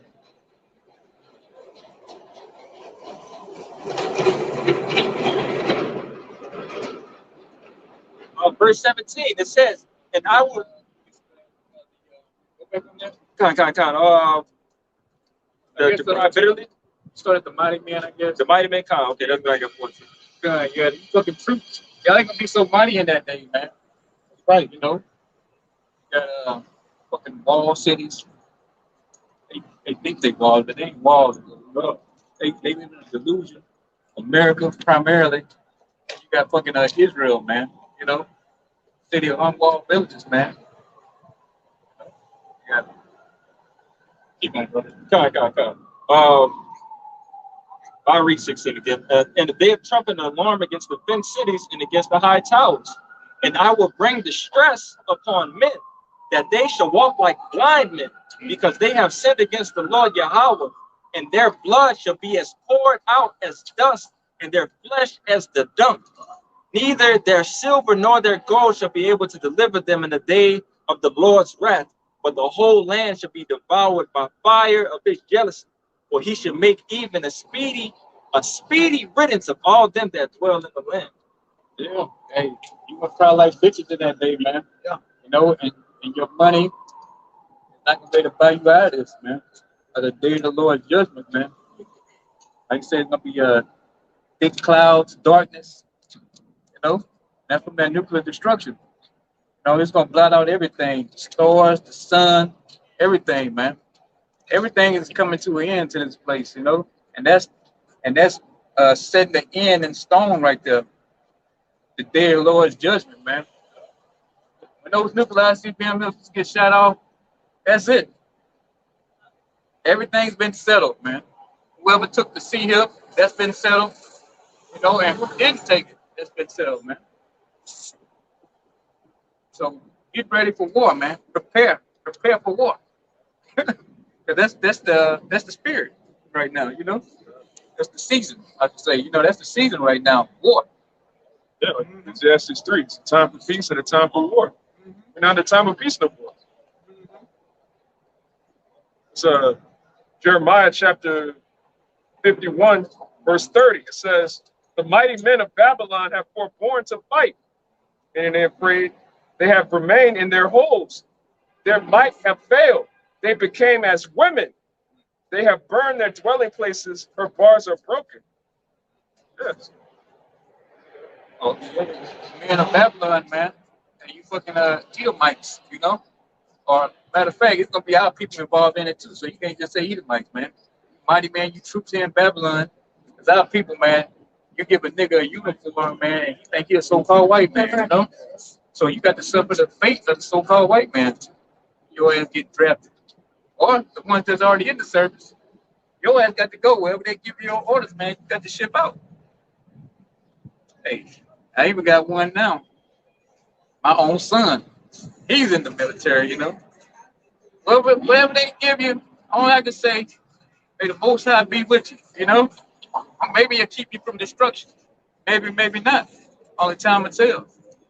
But as far as me, I'm gonna serve the Lord, man, because I know what's in these scriptures is true, man.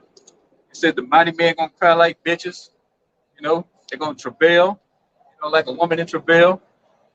It's gonna be thick clouds of darkness from the nuclear ICBM missiles getting shot off. The chariots coming and shooting laser beams while the missiles being shot off. You know, and as we see, you can just turn the TV on. You ain't gotta be a prophet to see. Everybody's talking about World War III. Every news channel, every news article, man. But these people still don't get it. Like I'm saying, you're gonna get it, man, real soon. Men and women. It don't matter how the woman, I don't care how many fucking Instagram shots you got of your ass on there, man. You know how somebody, you know, got your yams hanging out, you know? Or you could do your how-to videos. You know, you good at doing that.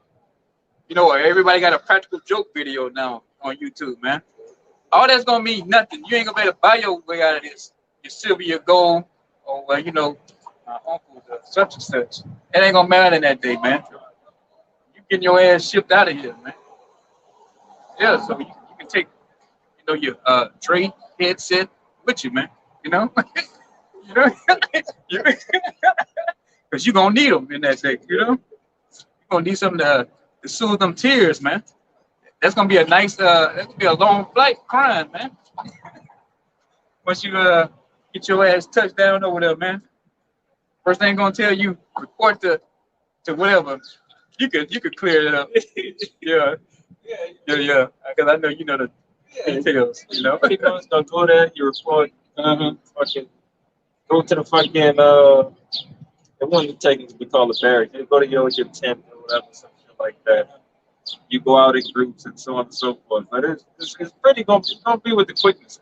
Obviously, what we're speaking of is the shit that's gonna be sped up. So it's probably not gonna even be time to really even settle it. It's gonna be once we go over that, it's war.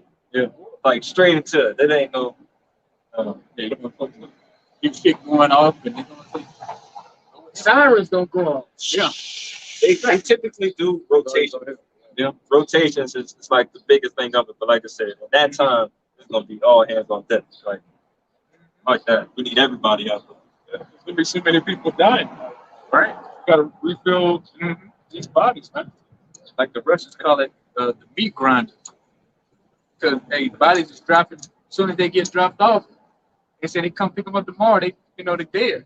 You know, that's going on right now, and that's just a small, what they call a special operation right now.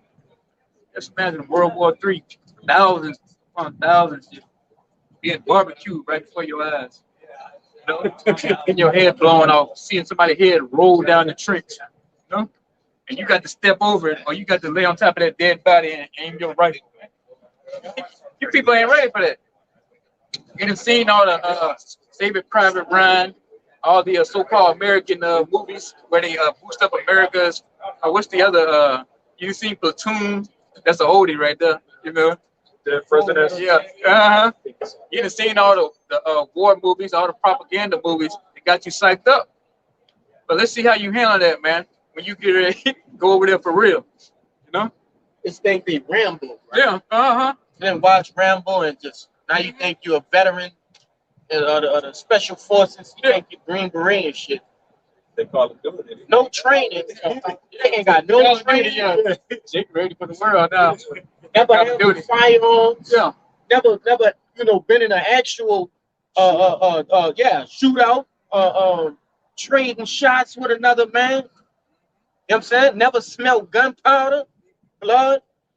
Once you got to think about that, all of these things gonna come into play. You know, what you gonna do then? That's the big question. Yeah, when you ain't gonna need no vest for that thing. God. You don't know need for Kevlar. What for? You know? It's gonna throw you a rifle if they even give you a rifle. You know? It might just tell you go, man. Yeah. You know? Go. Yeah, just get on out of here, you know? I need a gun. Nah, you good. Yeah, go share one with somebody or something, you know? But your ass is going though, you know? And it's all fun and games right now, Jake. You know, you can laugh, sit back, you know, eat your Cheetos, eat your Chewies and all that, point and laugh, thinking we're having a good time. But it's about to get real for you, man.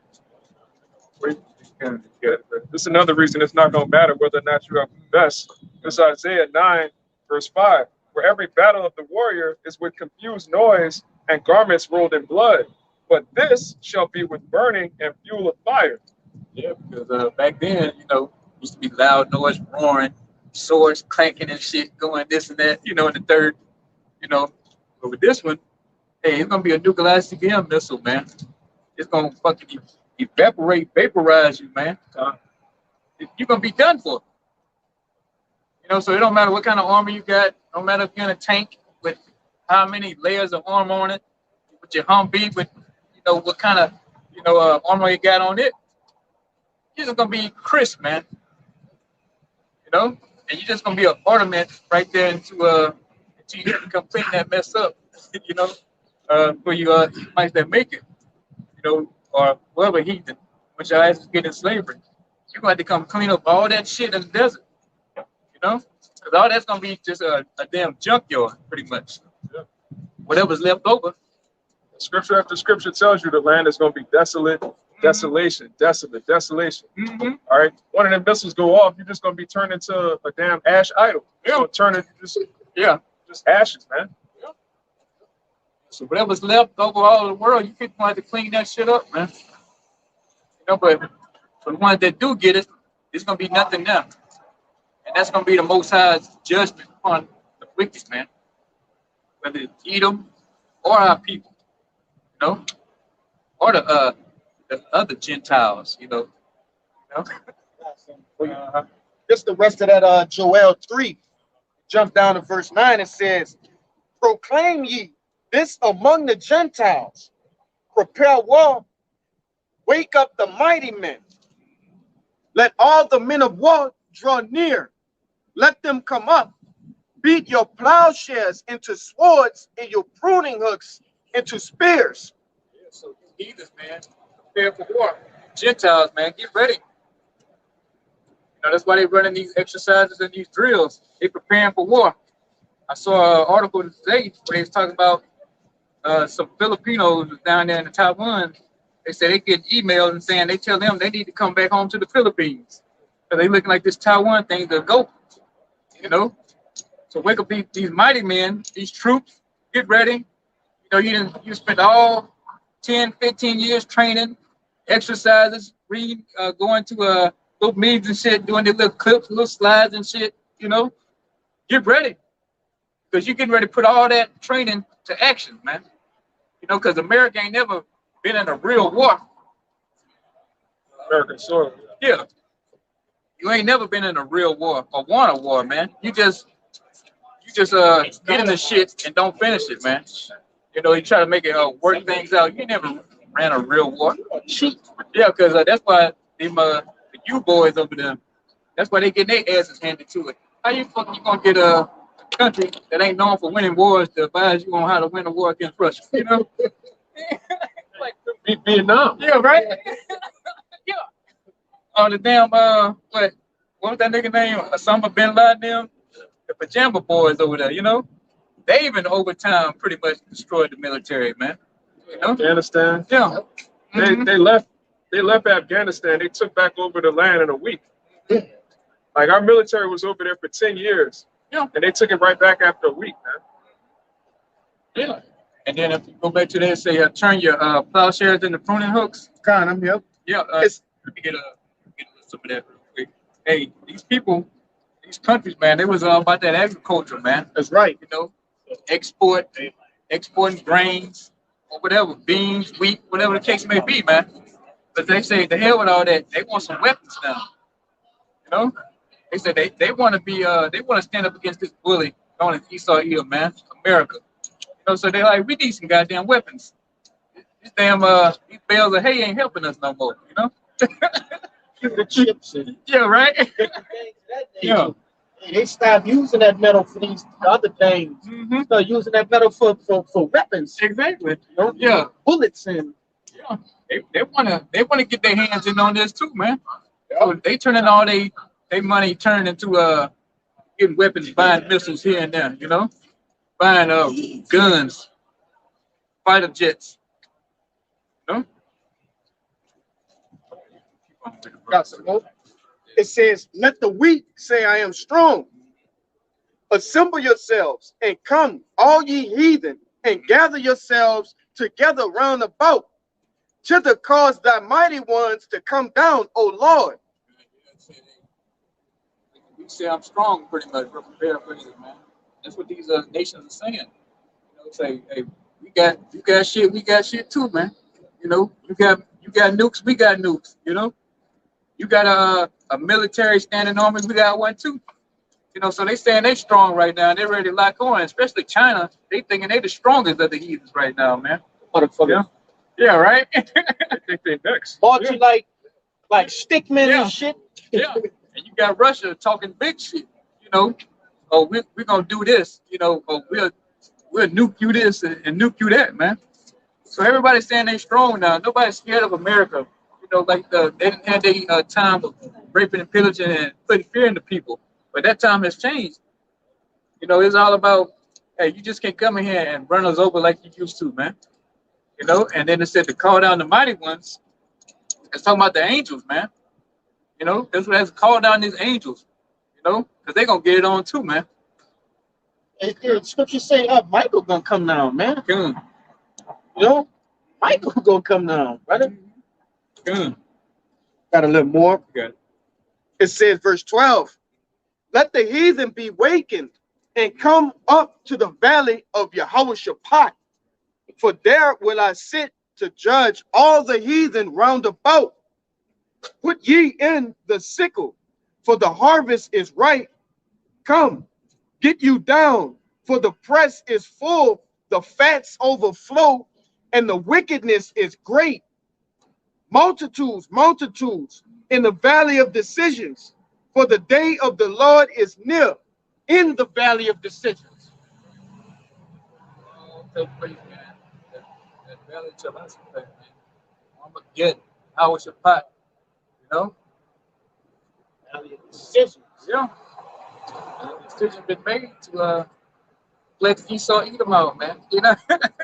That's what it's been. That's the biggest decision, you know, right there. It's the major part of prophecy. You know, fucking Esau, man, being annihilated in that war. You know, the man we ain't supposed to talk about. It said, for their wickedness is great. Exactly. You know, Mm-hmm. their wickedness, like the scripture says, has reached unto the heavens. Mm-hmm. You know, they're reaching their limit with wickedness. Mm-hmm. How the hell you do that?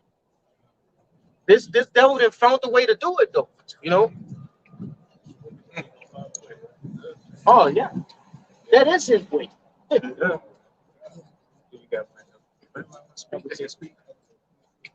It's Jeremiah chapter 49, verse 12.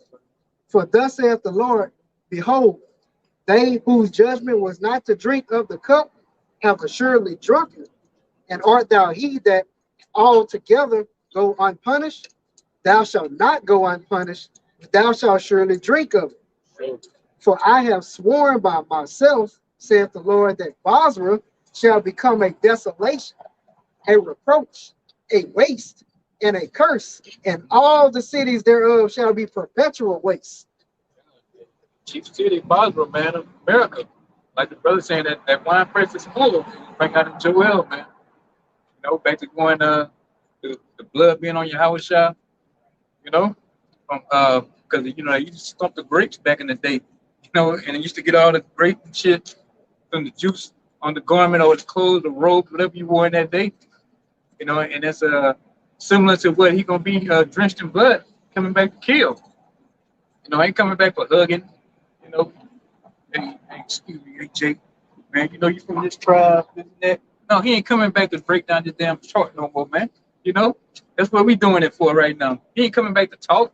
You know, talking is over with. Once you see that so-called black man on that chariot coming, like Willie D said, no more talk, man. You know, it's all just getting the straight business, ushering the kingdom of heaven, man. You know, and it's gonna be like we brought out earlier, man. It's gonna be a beautiful sight. You know, Lord willing, we can make it all to see it to the end. You know, but if not, hey, you're gonna see it no matter what. Because if you get, you know, killed, whatever on this side, you're gonna be on that chariot anyway. So you're gonna actually see it no matter what, man. You know, we just gotta hold fast to the faith, man. You know, and keep praying. Just like the scripture we brought out with a few nights ago or something. Men ought to pray, man. You know. So no matter what, you in this thing, hey, you gonna win, man. No matter what. But you get put to death or not, you make it to the end, make it to the Jacob's trouble, you know, the collapse and all that kind of crap. You don't lose in this, man. But with you outside of this, it's nothing but death, mayhem, and destruction. You know, you're gonna totally lose. You know, you can't get a damn a rabbit's foot to get you through this. You know. Ain't no spell that these niggas can whip up for you down here. Damn voodoo niggas, man.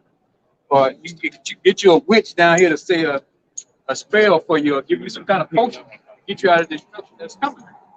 They can't say it themselves. Yeah. You know your favorite witch gonna be drafted, right? Yeah. So, I gotta say something. I don't know what y'all just said about the You might witchcraft, want to speak. sorcery. you want to speak? You want a piece of this? Okay, good. Yeah, this is backing up, what you were saying. This Isaiah 47:12. It says, "Stand now with thine enchantments, and with the multitude of thy sorceries, wherein thou hast labored from thy youth.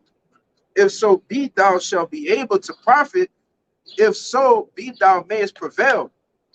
Thou art wearied in the multitude of thy counsels. Let now the astrologers, the stargazers, the monthly prognosticators stand up and save thee from these things that shall come upon thee." It's backing you up, brother, because a lot of people, they do voodoo, do witchcraft, you do wicked shit on the left-hand side. All right, some of the demons and all kind of wicked shit. The Lord gonna tell you stand on that, because you refuse to put your faith in Yahweh and doing things the righteous way. You're gonna stand with them enchantments that you made, man. 47:12. Do me a favor and jump up to verse 7. 19. Talk about the shop. This Isaiah 47:7. It says, "And thou sayest, I shall be a lady forever."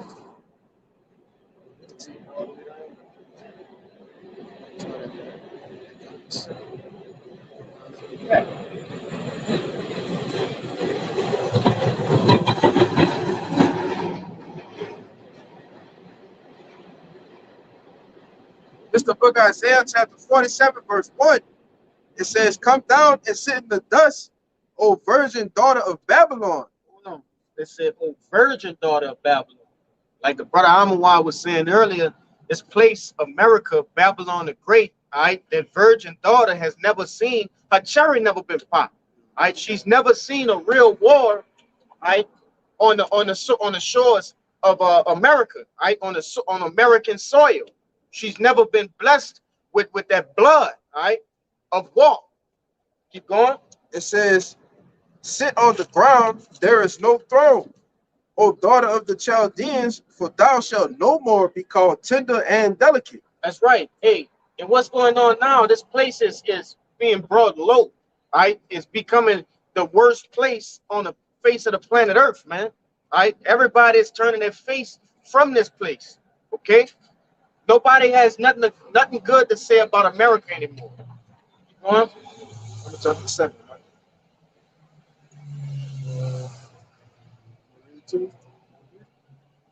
You can go down. What is 7? This verse 7. It says, and thou sayest, I shall be a lady forever, so that thou did not lay these things to thy heart, neither didst remember the latter end of it. That's right. Hey, this devil, right? This goddamn whore thought she was gonna stay perfect. Thought she was gonna be the delight of the earth. Okay, thinking she gonna be the, that star attraction of the earth forever. She thought she would never sit in the dust. She thought she would never get bad mouthed by these other nations, because they never.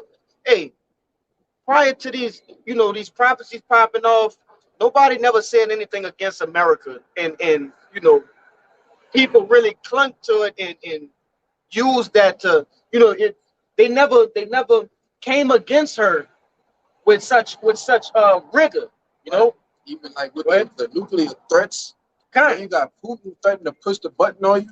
Man, 4 or 5 years ago, man, that'd be a no-go, man. They would have went to war next week, man. Right. You'd have troops in Russia right now. That's right, brother. You had North Korea been what's his name? Kim Jong-un. Yeah. He been talking big shit. Yeah, Korea. As a matter of fact, you remember it was a couple years ago. He said he wanted to turn America into a lake of fire. Yeah, right. Oh yeah, that's right. Which was he was Yeah, right. He probably said he might be Balaam. Yeah. Right. This back to Isaiah 47, verse 8. It says, therefore, hear now this, Thou that art given to pleasures, that dwellest carelessly, that sayest in thine heart, I am, and none else beside me. I shall not sit as a widow, neither shall I know the loss of children. Hey, and this place, I did sit alone at one point in time. It sat at the top, all right, above all the other nations. Okay, this place once struck fear into every other nation. No, but through the power and spirit of Yahweh Shem Shai bringing this place low, all right. This that's saying, okay, that America is this great, powerful, place is becoming nothing, man. You know that those things are not being said about this place anymore. Words like powerful, strong, you know, these they don't characterize America anymore. Keep going. But I added also another reason for that is because the wickedness has been exposed. That's on the right. mass level too. That's right. So that's another reason why the fear is gone, because the wickedness is they're seeing it now. They're like, That's right. Man, they doing all this. It's not really cracked up with what it is, what they say it is. You know? So they've been exposed as hypocrites too. Yeah. You know, they like, whoa, now come on. Mm-hmm. Yeah, that's a great point, because they go around the earth telling everybody else how to live. Right. You see how Americans live. It's like, yeah, telling Ishmael how to take care of his woman, but your women are drunk whores, man. Yeah, right. You're telling other people how to structure their family. The family structure is destroyed. Yeah. You're telling other people about human rights violations, but then they turn on the news and see you killing Jake every day, man. This country does nothing but kill so-called Negroes, Latinos, and Native Americans. But they go around the earth telling everybody else, oh, that's a human right violation. Oh, Right. yeah. What is that, man? And he just did that in Africa. You know, Oh yeah, yeah. you had that African politician. I believe he was a politician, but he said, "Hey, America, you can take that your I don't know what word to say, because we could get striked or whatever. You could take your transformer agenda, Yeah. and you could take that over there. We don't need that over here." Hey, huh? The guy who banned it. Yeah. He banned being a Decepticon, man.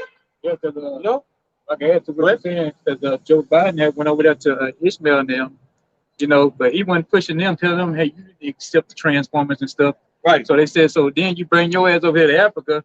Now all of a sudden you want us to accept it, Yeah. But you ain't tell them damn Saudis that shit though, So that's why he was going off, And they like, hey, like bring it out. They're fucking hypocrites, man.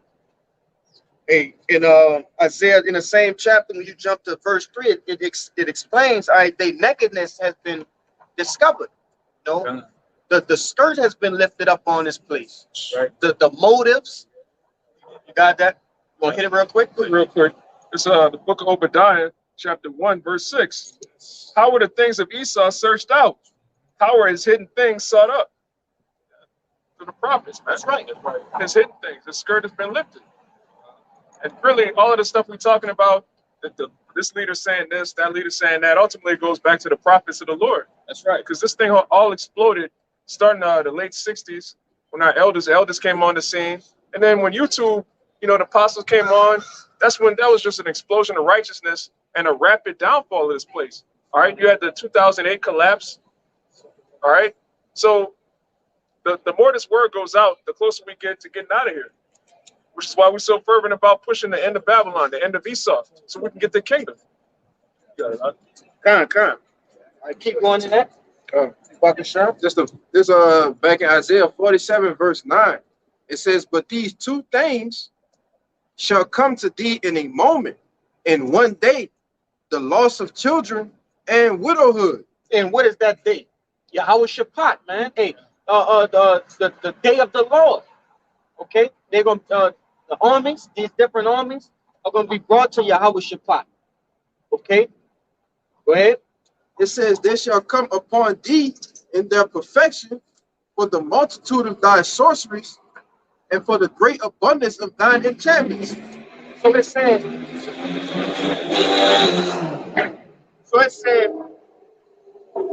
they shall come upon thee in their perfection. We understand what that word perfect means, man. Complete. Okay, so the loss of children and widowhood, you're gonna feel the complete effects upon behind those things. All right. That's what it's talking about. Go ahead. Con, Yeah. it says, for thou hast trusted in thy wickedness. Read it again. For thou hast trusted in thy wickedness. You thought that you could trick everybody forever. You thought that your secrets would never be revealed. You thought you can go to these different places, right, and slide your poison into these different places, and nobody was never gonna notice. Go ahead. It says, and thou hast said, none seeth me. Come on, man. Go Thy ahead. wisdom and thy knowledge, it had perverted thee. That's right. And thou hast said in thy heart, I am, and none else beside me. Your pride. Okay. Just look at them. The pride of these devils, man. You know, they are the most proudful people on the face of the planet Earth, but are really the most base men among the nations. All right. Real quick. Go ahead. Back in Obadiah 1 and 3, the pride of thine heart hath deceived thee. Let's go. Thou that dwellest in the clefts of the rock, whose habitation is high, that saith in his heart, who shall bring me down to the ground? Hey, man. You devils got a lot to pay for. And mainly it's your pride, man. These different things that the Lord has blessed you with, the knowledge, all right, the knowledge to make these different atom bombs and nukes and, you know, things of that nature. You think you did that yourself, man. Your pride has puffed you up. And it's a great recompense for that. You say you got a free sample? Go ahead. You got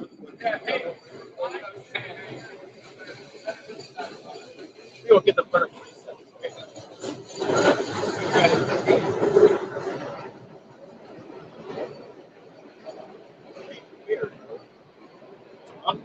Yeah, they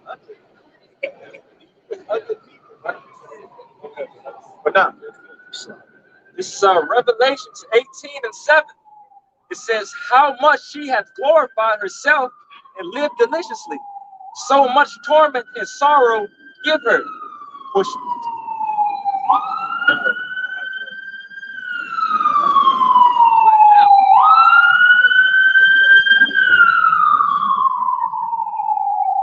again, this is Revelations 18 and 7. It says, how much she hath glorified herself and lived deliciously. So much torment and sorrow give her. For she said in her heart, I sit a queen, and I am no widow, and I shall see no sorrow. Therefore shall her plagues come in one day, death and mourning and famine, and she shall be utterly burned with fire. For strong is the Lord Yahweh Bashim Yahushua who judgeth her. And the kings of the earth who have committed fornication and lived deliciously with her shall bewail her and lament for her, when they shall see the smoke of her burning, standing afar off for the fear of her torment, saying, alas, alas, that great city Babylon, that mighty city, for in 1 hour is thy judgment come. all right, hey. And what's going on now? These other nations, they're gonna see the destruction of Babylon the Great. All right, they're gonna see this whore be penetrated by the Lord, all right, from afar off, and they're gonna wail because of her. All right, all the money that they've made from this whore, okay, they're gonna wail because of that. You know, It said that destruction would be televised, man. that's right. Yeah. So the destruction of America, which is known as Babylon the Great through the scriptures, that will be a public thing. Everybody will know that Babylon the Great has been destroyed once it happened. And it said within what? Within an hour, man. You know, this is going to be a quick thing. It's not going to get long out and drawn out and be long. You know, you're going to have the ICBM nuclear missiles, and you're going to also have the angels, man, and Yahushua. It's not going to be a long thing. It's going to be rather quick, all right? Like you say, easy. This is an easy work for the Lord to do, but it's going to be a great one, because as wicked as this place is, all right, it's going to need a great cleansing over here. Go ahead. Yeah, that's gonna back up what the brother said. About this truth popping. Go ahead. It's Second Ezra chapter 6 and 27. For evil shall be put out, and deceit shall be quenched. As for faith, it shall flourish, and corruption shall be overcome, and the truth, which have been so long without fruit, shall be declared. And I wanted to bring that out a little bit earlier when the brother was talking about Abba Bivens, okay, and our apostles and different elders, okay. A deceit went out, okay. The deception of this devil was put to rest. All right, the Lord started dealing with his prophets again. He started dealing with his men, giving them the secrets of this world, okay, to what? To proclaim righteousness on the face of the planet Earth. All right, that's what that happened in the 60s. That's how we get here today. That's how the word was spread to the four corners of the earth. It had to start somewhere, and it started with our elders, all right, our apostles, Abba Bivens. It started with Abba Bivens, and it trickled down to what? Our apostles, to our elders, right, to the bishops, okay, to your everyday men who are preaching this thing day in and day out. That's right. Go ahead. Ultimately the big boomer, all right, like the elder always go into the 07, the whole YouTube thing, man. That's right. That's when the word truly had the opportunity to go throughout the four corners, Let's back it up, bro. And like the brother said earlier, all of these things, which that prophecy set in line, all of these other prophecies. That's how prophecy works. Once one pop is lining up for the next thing, okay, and then the next thing and the next thing, and now we're to the point where the biggest of prophecies, right, of about to come to pass. They could come to pass any day now. World War III can happen like that, right? But we know, hey, what have to happen? The mark of the beast had to happen too. These things are right around the corner, right? And that's the importance of prophecy. They set each other up. Well, Let's back you up real quick. This is the book of Isaiah, chapter 25, verse 7. And he will destroy in this mountain the face of the covering cast over all people, and the veil that is spread over all nations. Right, so the earth being given to the hand of the wicked, what did he do? He covered the faces of the judges. That's right. And when this word went out, the Lord removed that veil, man. We know who we are. We know who the Edomites are, the Moabites, Ishmael. That's right. He removed the cover and cast over all people. It says, he will swallow up death in victory, and Yahweh, the Most High, will wipe away tears from off all faces. That's right. And the rebuke of his people shall he take away from off all the earth, for Yahweh have spoken it. Hey, and that's beautiful, man. Okay, to know who you are in this day and time, that's essential. Okay, that's detrimental to your life. All right, knowing that we are children of the Most High. Okay, Israelites, knowing that they are Edom, we know who to trust. We know who not to trust. We know where to. The light was shown on the whole planet Earth, man. The Lord, like I say, remove that covering cast. Okay, now we can see where we're going. Now we can understand what we need to do to reach salvation, which is come back to the Lord, man. Yahweh Bashim Yahshua. All right. Oh yeah, you got something. Yeah, it started with that. Once that 350 years was over with, That's man. right. Then that spirit entered right back into us, man. Starting with Abba Bivens, and then you go to that Ezekiel 37. So flesh started getting on the bones. That's right. And now you see us out here standing on our feet, man. And we telling this so-called white man he's going down in his own kingdom, queendom, whatever you want to call it. And it's all, like I said, it's all through Will Yahweh Shem Shah that it happened. He tried his best to keep this truth from us, man. But he couldn't do it. Once the spirit got on Abba, it was a wrap after that. The Lord made good on his promise. Yeah. Told us he would have mercy on us. He told us he was going to come back in this captivity, right, and allow us to remember ourselves. He kept good on his promise. He a man of his word. You got it. God, it's Matter of fact, I'm gonna just get this real quick. This is Isaiah 60, starting at the top. Arise, shine, for thy light is come, and the glory of Yahweh is risen upon thee. For behold, the darkness shall cover the earth, and gross darkness the people. But Yahweh shall arise upon thee, and his glory shall be seen upon thee. Happy. All right, so through all right, the power and spirit of Yahweh by Shem Shai, we are able to preach this truth. All right, it was given unto us in this dark world. All right, as prescribed to what is that? Job, I believe the 10th chapter, if I'm not mistaken. All right, this place is known as what? The valley of the shadow of death. All right, if I put it that down one too. Let's see if I can grab it real quick. Go ahead. Read this while you're looking for that. This is one of the promises that the Most High made. This Hosea chapter 1, verse 10. It says, "Yet the number of the children of Israel shall be as the sand of the sea, which cannot be measured nor numbered.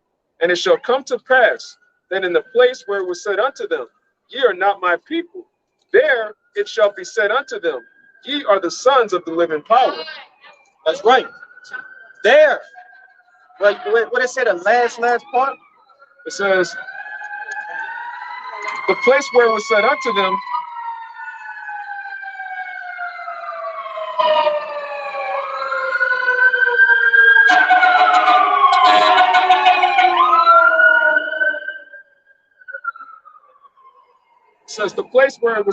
them, Ye are not my people, there it shall be said unto them, Ye are the sons of the living power. That's right. There will we be sons of the living powers, which is the remnant, that remnant coming back to Yahweh by Shem Shai.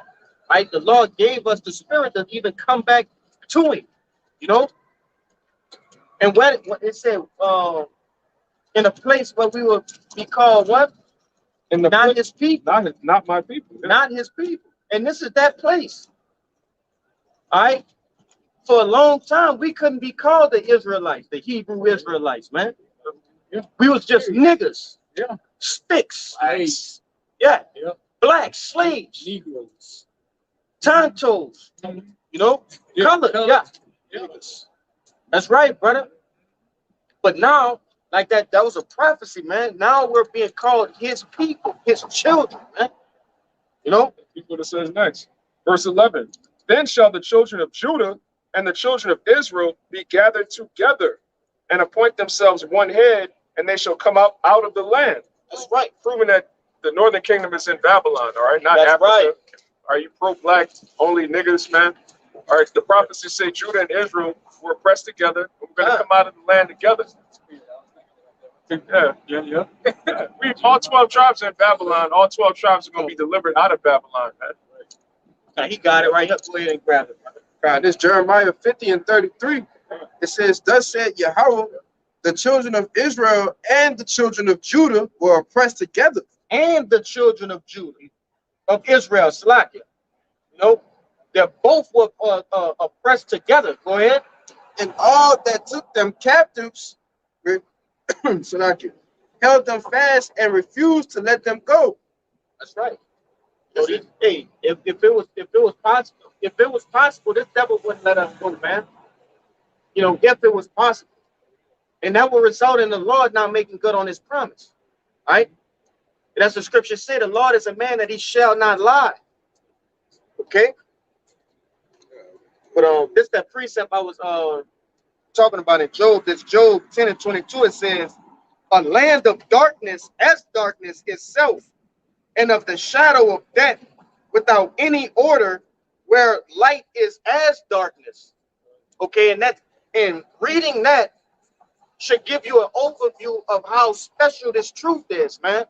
It says what? In a place without any order. There's no order in this place. Right? There's no order in America. Okay? So for the Lord to call his men back to their heritage, that's mind-blowing. You should be thankful, you know, beyond measure, that the Lord called you from all this confusion. All right? You got something? Hold on, Bayan got something. This is Ezekiel 3 and 1. It says, moreover, he said unto me, Son of man, eat that thou findest. Eat this roll and go speak unto the house of Israel. So I opened my mouth, and he caused me to eat that roll. And he said unto me, Son of man, cause thy belly to eat, and fill thy bowels with this roll that I give thee. Then did I eat it, and was in my mouth as honey for sweetness. And again, like I said, that sweetness of us realizing everything that we needed to know, coming back into that remembrance. That is the sweetness of the scriptures, you know. And that's is going to tell you further on that he was told to go and preach out to the children of Israel, even though he was not going to listen. But again, that sweetness again, what the brother's saying of that's a beautiful thing for us to even come back into remembrance of it. And that's because of the sweetness of the scriptures. If I can say that sweetness also going to knowing that you're the chosen of the Lord, knowing that you are of the chosen race of the Lord, man, being an Israelite, okay, knowing that the kingdom of heaven is for you, you know, knowing that you're gonna have these goddamn heathens in subjection, okay, that's the sweetness. You know what I'm saying? And the scriptures also talk to you about the bitterness as well, the things that you have to go through to obtain that.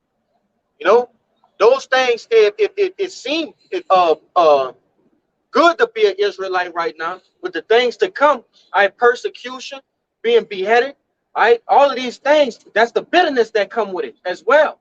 Go ahead. I can add to you, I was listening to the brother up there this morning, and one of the things that he mentioned about the bitterness, it was 100% true about the bitter roots and the bitter herbs. Yeah. Even though it's hard to take in, but once you get it, it cleanses.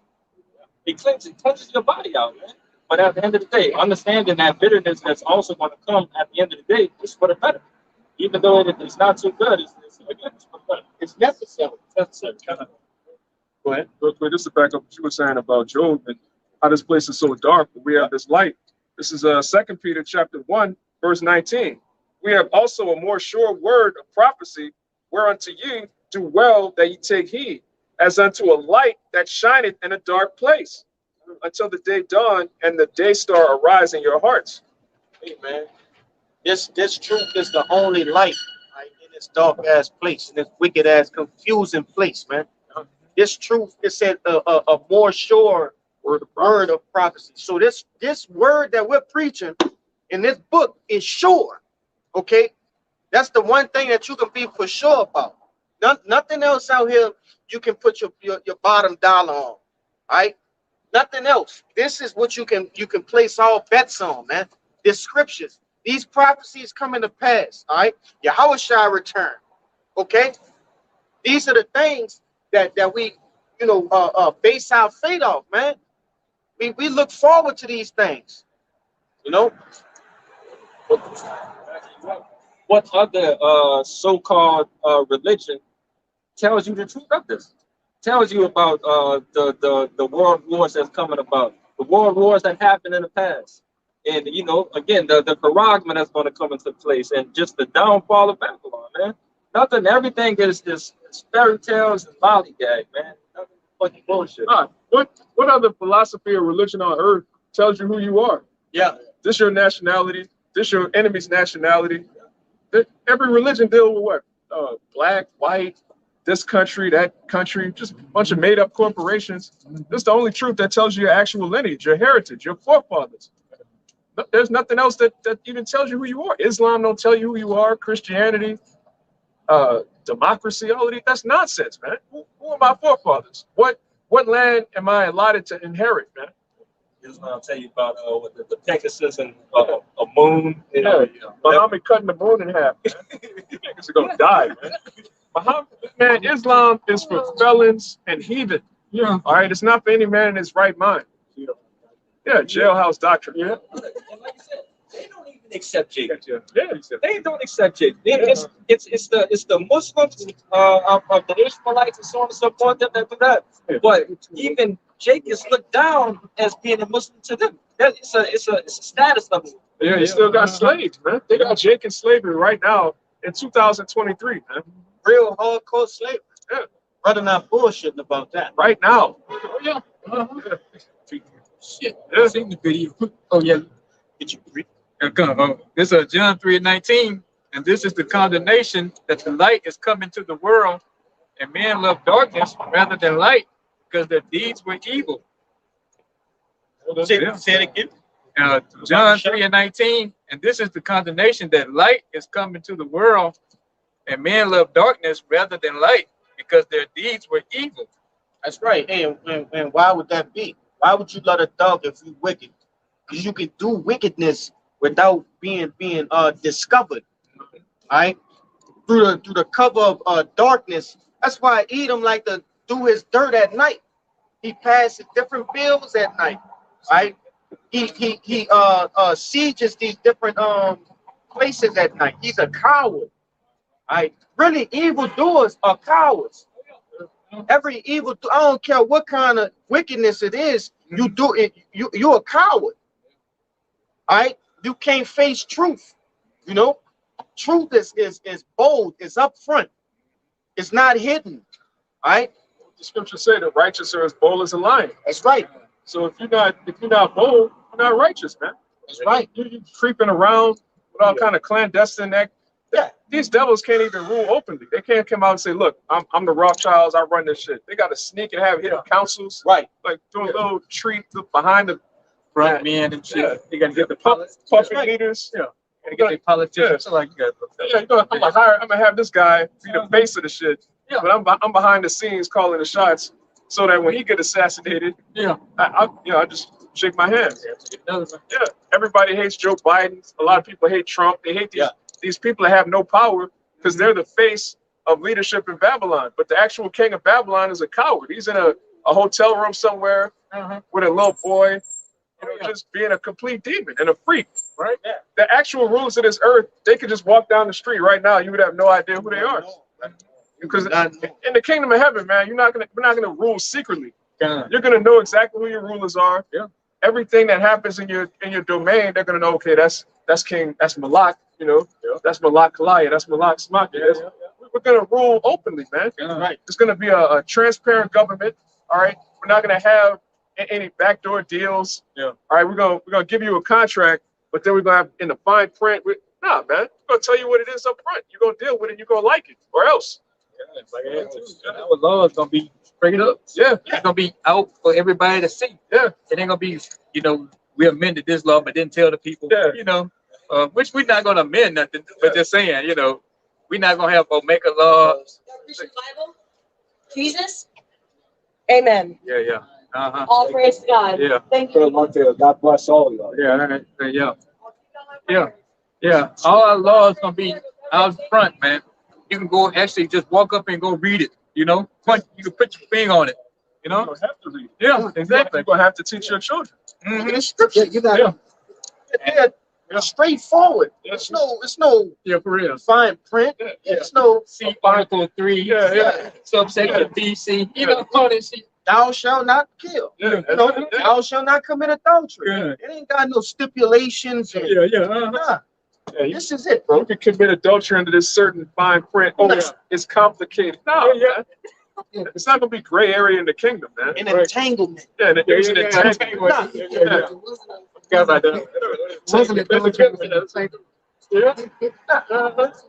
Yeah, but we're not gonna be in our kingdom. You gotta hire somebody to interpret the law for you. Explain it, break it down.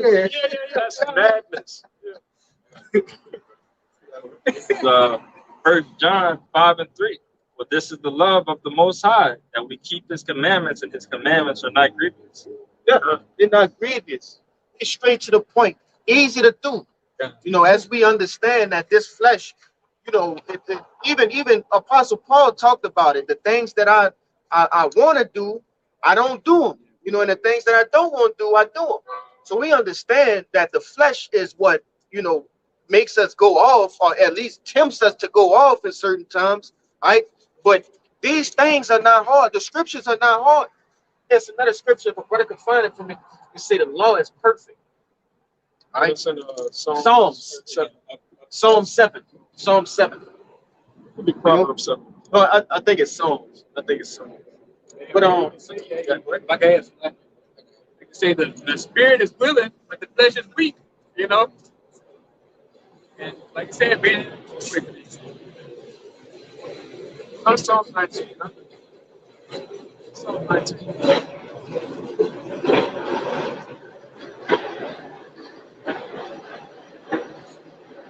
Like I said, man, the spirit is willing, but the flesh is weak, and that's what we got to put up with being in these damn fleshly bodies, man. You know, still subject to sin. You know, which I can get into that, but you know, with the I'm not going to say it, but you know, we still sinning, we still going off, you know, because we're in this fleshly body, man.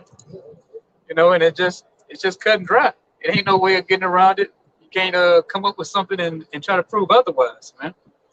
You know, and here we are, man, just waiting for to get translated, transformed, whatever you call it. You know? Upgraded. Yeah. We ain't getting into the new. Yeah, right. Yeah, we ain't gonna We don't want Esau's transformation. We want Yahweh Shai's, man. You know? Oh, shit. Wait, it's the book of Psalms, chapter 19, verse 7. It says the law of Yahweh is perfect. It's what? Perfect. That's right. It's complete. All right. You can finish it out, but that's the point. Converting the soul. The testimony of Yahweh is sure, making wise the simple. I go that word sure again. You know, everything about the scriptures, about the law is sure. You don't have to guess. Right? You know, you don't have to assume. Right? The Lord is straight out, man. He's straight and skinny, man. Black and white.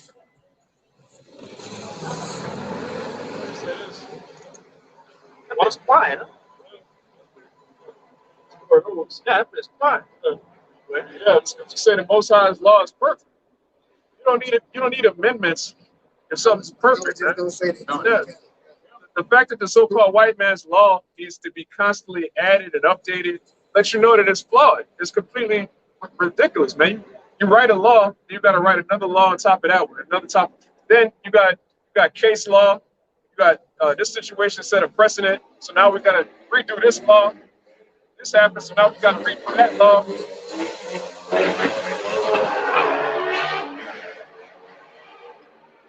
That's what happens when you have men, especially carnal men, try to establish laws, man.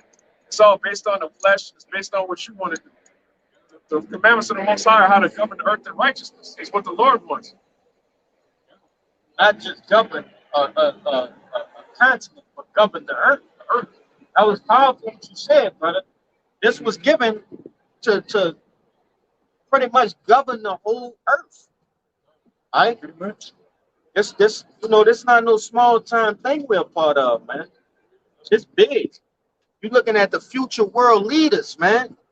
Hopefully, Yahweh right inside, man. But You made a statement about these laws were given to govern the earth in righteousness. A part of that is too, the righteous have to be in rulership in order to execute their righteous judgment. The wicked can't rule the righteous. So that's another thing too. Yeah, the favor be shown to the wicked. Still won't do right, man. In the land of uprightness is still gonna have gay pride parades. Still gonna have kosher pork, which is madness. oh man, That's an oxymoron. That's a total nonsense, man. Everybody gonna keep the same law no matter where they at. You know, it's not gonna be you go over to this city, it's different. They do it different over there. You know, you can actually do some of the Sabbath. You know what I'm saying? You know, yeah, right. We don't do that over here. You know, no matter what land, what city, what planet, it's gonna be the same law, man. You know, but here in Babylon, America, you can go a town over and they do shit different there. You know. Yeah, like this is illegal here, but in Las Vegas, whatever happens in Vegas stays in Vegas. Yeah, prostitution is allowed outside of Vegas, but inside of Vegas is legal. You know, or you might got different traffic rules in this city. Yeah. You fucking go to Shreveport or goddamn Lake Charles, well, you can run that. You know, you can stop and make a left. So all this kind of crazy shit. It's just it go back to it. It's confusing. Exactly. It's confusion. Yeah. And an all-time high. And with this, the bringing back of the scriptures again, to the earth is doing what? It's setting things straight. The Lord is getting some straightening about this shit. This devil got everything confused, man. Men don't know if they women. Women don't know if they men. All right? You got motherfuckers gonna be dogs. Yeah. You know, it's madness, man. And it's necessary. This cleansing process that the Lord is doing is necessary. You know? But grab that real quick, brother. God, it's the book of Proverbs, chapter 29, verse 2. It says, when the righteous are in authority, the people rejoice. Right. But when the wicked bear rule, the people mourn. Hey, and why why do the people rejoice when the righteous are in authority? All right, because everything is cut and dry, man. Everybody is doing what they're supposed to do. All right. So everybody is benefiting. Even in the kingdom of heaven, after that 1,000 years of hardcore slavery for these other nations, these nations are going to go back to their lands. Okay? They're going to go back to their lands. They're going to, continue on growing whatever crops is native to that region, whatever. They're going to continue doing whatever business that they do in that land, right? But it's going to be according to righteousness. Okay? They're going to give tribute to the Israelites, man. They're going to pay homage, and it's going to benefit everybody. But look now, you got this goddamn devil. He just want to be a hog of everything, and he's causing division all over the earth. All right. Hey, in the kingdom of heaven, these different devils gonna have to work together. You're gonna have to work with him, all right, in order to get me what the hell I need. You know what I'm saying? I'm not gonna, Jay's not gonna sit back and see you quarrel over some shit, and I'm not getting the product that I need. Nah. Work gotta be done. Yeah, you gotta get that work to me, and that's the power, all right, of having righteousness in the earth. All right, you gotta find it. I can add too, like what the brother was saying earlier, the commandments are not grievous, or not burdensome to us. The commandments that was given to us from the Heavenly Father was for our good, man. That's right. He didn't create us and then give us a set of commandments to follow and then say, oh, well, it's not good for you. He did it on purpose. It was a reason that we were given commandments, Look at the dietary law. It keeps you fit, okay? It keeps you healthy, right? And it essentially does what? Prolongs your life, right? All right? And what does breaking it do? It ends your life. It deteriorates your health. So that's right.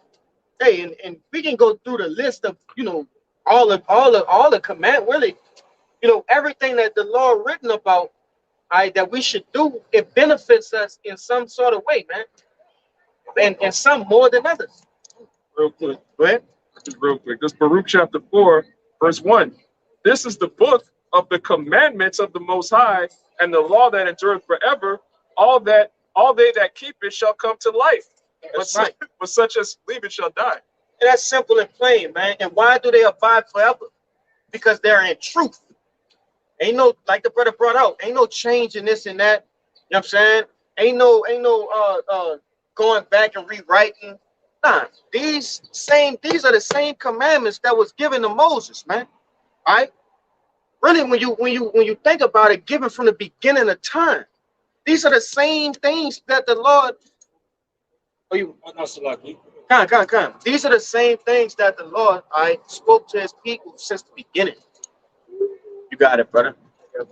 Go ahead. I just wanted to continue along with that in the Baruch chapter 4. This is starting at the top again, chapter 4. This is the book of the commandments of the Most High and the law that endureth forever. All they that keep it shall come to life, but such as leave it shall die. Turn thee, O Jacob, and take hold of it. Walk in the presence of the light thereof, that thou mayest be illuminated. Verse 3, it says, give not thine honor to another, nor the things that are profitable unto thee to a strange nation. O Israel, happy are we for things that are pleasing. O Israel, happy are we for things that are pleasing to the Most High, are made known unto us. Be of good cheer, my people, the memorial of Israel. But again, the point that I really wanted was in verse 4. Israel knowing the things that pleases the Most High. You know, that's what the law, statutes, and commandments are about. We have that. You know, so why would we, you know, what Jake, the 2/3 and all have been doing now, is getting away from it, you know, pissing the Lord off. But Hey, even that's, man. You know, we went off multiple times in every incarnation.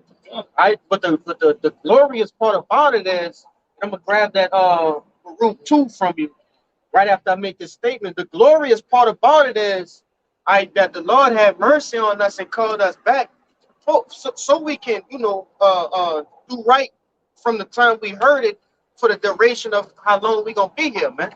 You know, Lord willing, be enduring to the end. But you can grab that, brother. This is Baruch 2:28.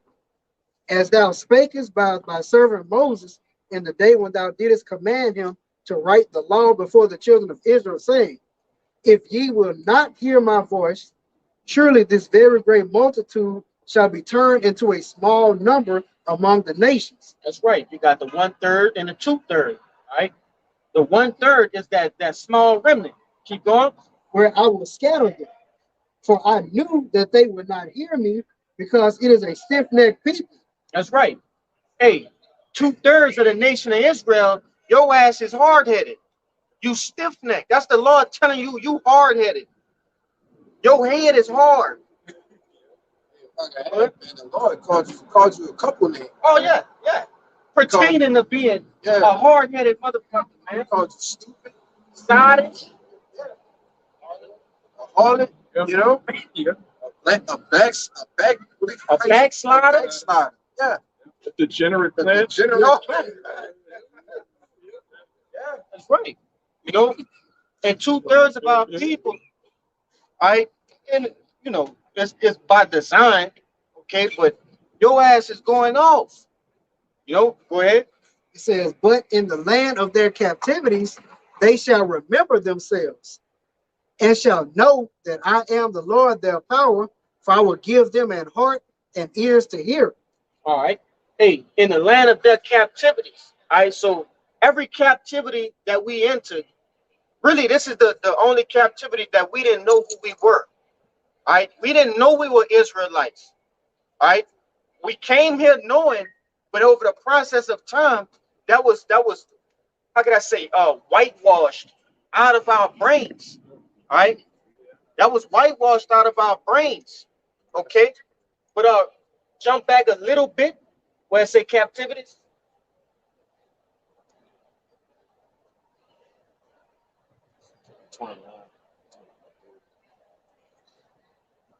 It says, if ye will not hear my voice, surely this very great multitude shall be turned into a small number among the nations, where I will scatter them.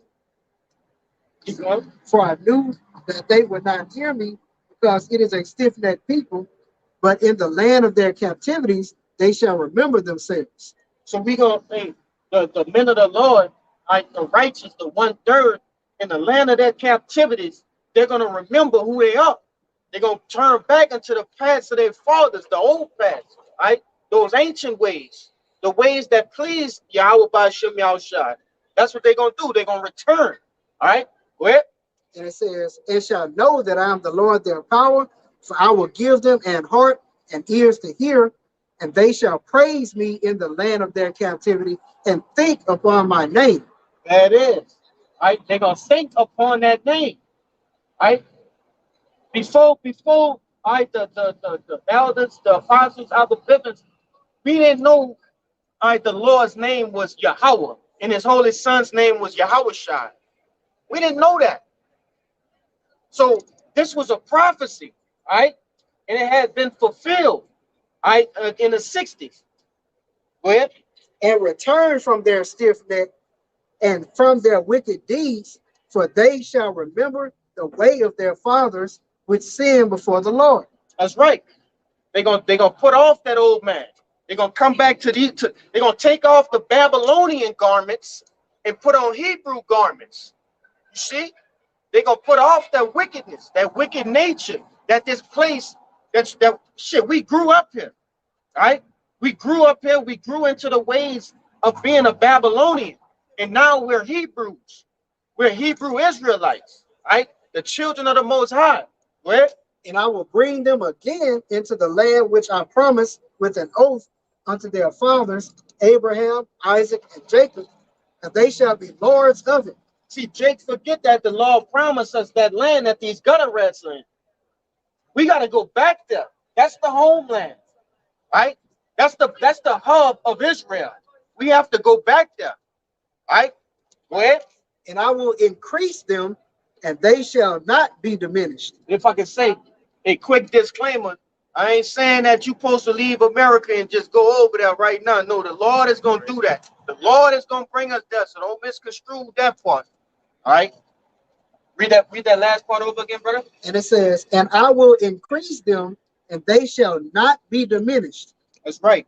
Hey, the Lord gonna allow us to flourish, man, in the kingdom of heaven. He gonna, allow us to fully enjoy the earth again. All right? He gonna allow that.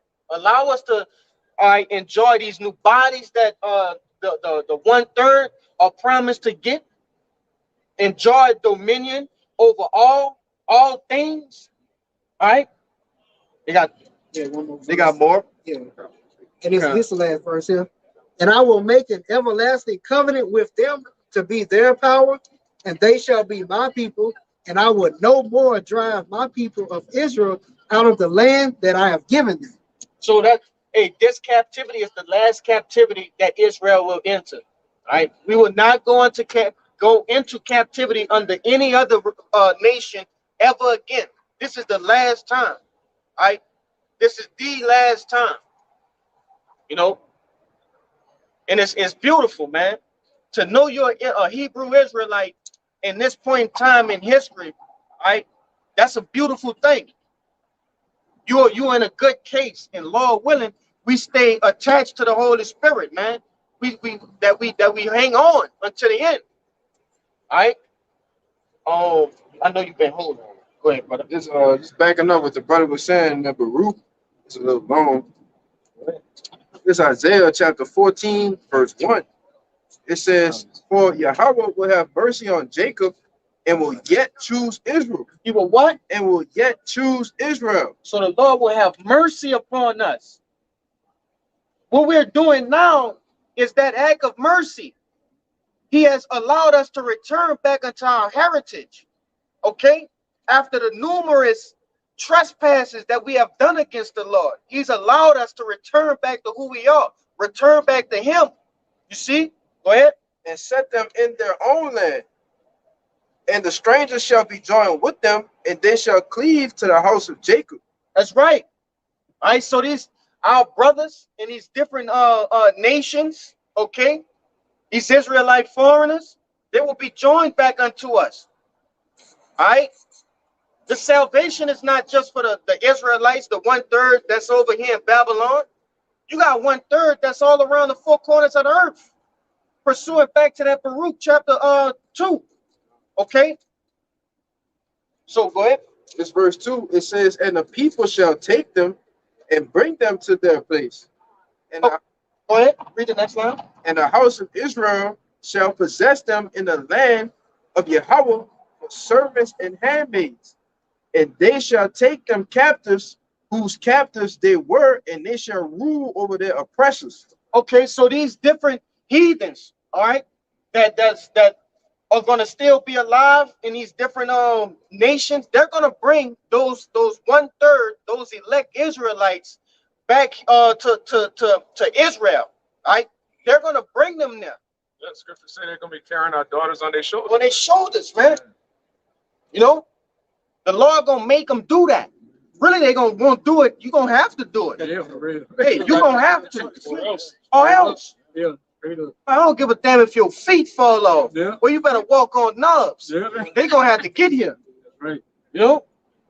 Go ahead. Verse 3, and it shall come to pass in the day that Yahweh shall give thee rest from thy sorrow, from thy fear, and from the hard bondage wherein thou was made to serve.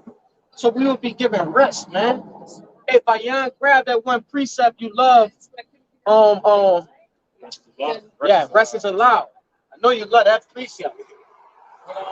Yeah, if I can add, you know, that's gonna be a beautiful thing, man. You know, like you're saying, have 2 hour work in your day, you know, that you would not believe if I told you, man. You know, because we wholeheartedly believe the things that the scriptures say. We believe the things that the Lord say He gonna raise up the elect to be delivered. You know, I don't want to write the Zion. We be those men, man. You know. So go ahead, bro. Go ahead. I kind of lost my train. Why would the Lord say He'll work on work? Yeah. Right, that we wouldn't believe. Because 2/3 of our goddamn people, even us at a point in time, we didn't believe that there was anything beyond what we're going through now. Being at the bottom, okay, being last choice, okay, in everything. You see, being subject to outrageous payments, you know, we never imagined anything like these things that we're reading, these promises that we're reading in these scriptures, right? These scriptures have an ending, a beautiful ending to what we thought was going to be, you know, a lifetime of regret, sorrow, mournings, and weeping. You see? Man, that was it. Go ahead. Go ahead. This is straight to the point. Yeah. This is our second Esdras 8:52. For unto you is paradise open. The tree of life is planted. The time to come is prepared. Plenteousness is made ready. A city is builded, and rest is allowed. Yea, perfect goodness and wisdom. And it all starts through what? Through this word, hearing this word, understanding this word. Okay? That's where it all started. If I could say too, you know, the earth was first made for to be a paradise. That's right. It was made so as to enjoy it. That's gonna come back in the earth, man. We're gonna be able to enjoy the earth in righteousness. You know, you got it. Gonna be able to, you know, one of my favorite places to look at, all right, to give me that, you know, that extra kick throughout the week. You know, if you Wednesday and shit, Jake be mentally tired. Go look at pictures of Sweden, right? Those they got mountains and shit with the snow caps, but at the very valley of it, you got the lush green. It's a blue sky, things like that. We'll never see that shit here in this lifetime. Even if we do, it's for what? They can only probably afford to take a weekend vacation, a week vacation at the most. Yeah. You see? You can't miss maybe 2. Yes. Maybe. Well, come. Yeah. Yeah. You really on borderline shit. You know? Come back, no job. Then your wife gonna leave you because you don't have no job no more. You can't provide how you once was. You know what I'm saying? Yeah. Go ahead. Oh yeah, you know, just take that 2-week vacation, man. We in hell because Jake, he can take a fucking month vacation and come back to a job, but being an Israelite, shit, your shit on the balance, man. You don't know when you come back until you pack your shit and go home, you know? So you can't actually even enjoy your vacation. And it's really to the benefit. Because if you know, a man of the Lord kind of get into that vacation mood, man, he gonna get laxed, you know? He gonna get laxed. So that be a way of the Lord just saying, hey, I know you tired, brother, but all that shit gonna come in due time. You can go and get you a little taste. You can taste it a little bit, but you can't, you know, overindulge. For real. You know, Man of the Lord gotta have a hedge about it, man. You gotta be constantly vexed in order to be in the truth, really. Oh yeah. So the Lord not gonna take away all your vexation and just have you just yeah. Like, Jake gonna think he in the kingdom already, man. and certain men have experienced that. That's why they're not in the truth no more, or they bug the fuck out. You know, they didn't let their head down to the point where putting it back up and getting back to work is not even an option no more. No, they perpetually laxed. Yeah, ain't no vacation at war, man. Like we're on the front line, we shooting, but you know, I'll be right back in 2 weeks. Like, it's all sickly. You know. These vacations we talking about, you know, these weekend joints and week joints, those are like, you know, get you some water in the midst of, you know, fighting in a desert and shit. Now and then, you know.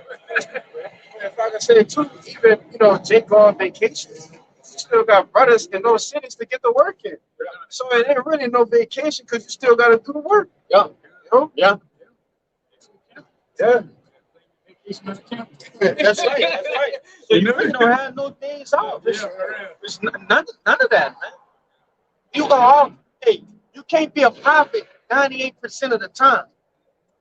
You know, even if you do have a little downtime, precepts of it's just the spirit just gonna have praise in your head, just meditating, man. You know, you meditating on praise and shit.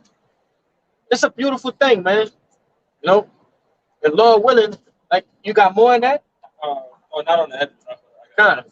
But Lord willing, you know, we keep up this work, right, until we get to that what? To that land, that place of rest, where rest is allowed. See?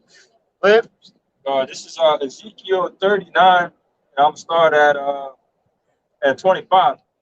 It says, "Therefore, thus said the Lord Yahweh, now will I bring again the captivity of Jacob and have mercy upon the whole house of Israel, and will be jealous for my holy name, after they have borne their shame and all their trespasses whereby they have trespassed against me. When they dwelt, they dwelt safely in their land, and none made them afraid. When I have brought them again from the people and gathered them out of their enemies' lands, and am sanctified in them in the sight of many nations, then shall they know that I am the Lord their power, which caused them to be led into captivity among the heathen. But I have gathered them unto their own land, and have left none of them any more there. Neither will I hide my face any more from them. For I have poured out my spirit upon the house of Israel, said the Lord Yahweh." And like I said, it's ultimately of the Lord bringing everybody back in, man. Because again, as we all should know, is that was the promise of Yahweh Bashem Yahweh Shai. The Lord was going to go into captivity and so on and so forth. But you know, for the Lord's name's sake, He said that He was going to have us return.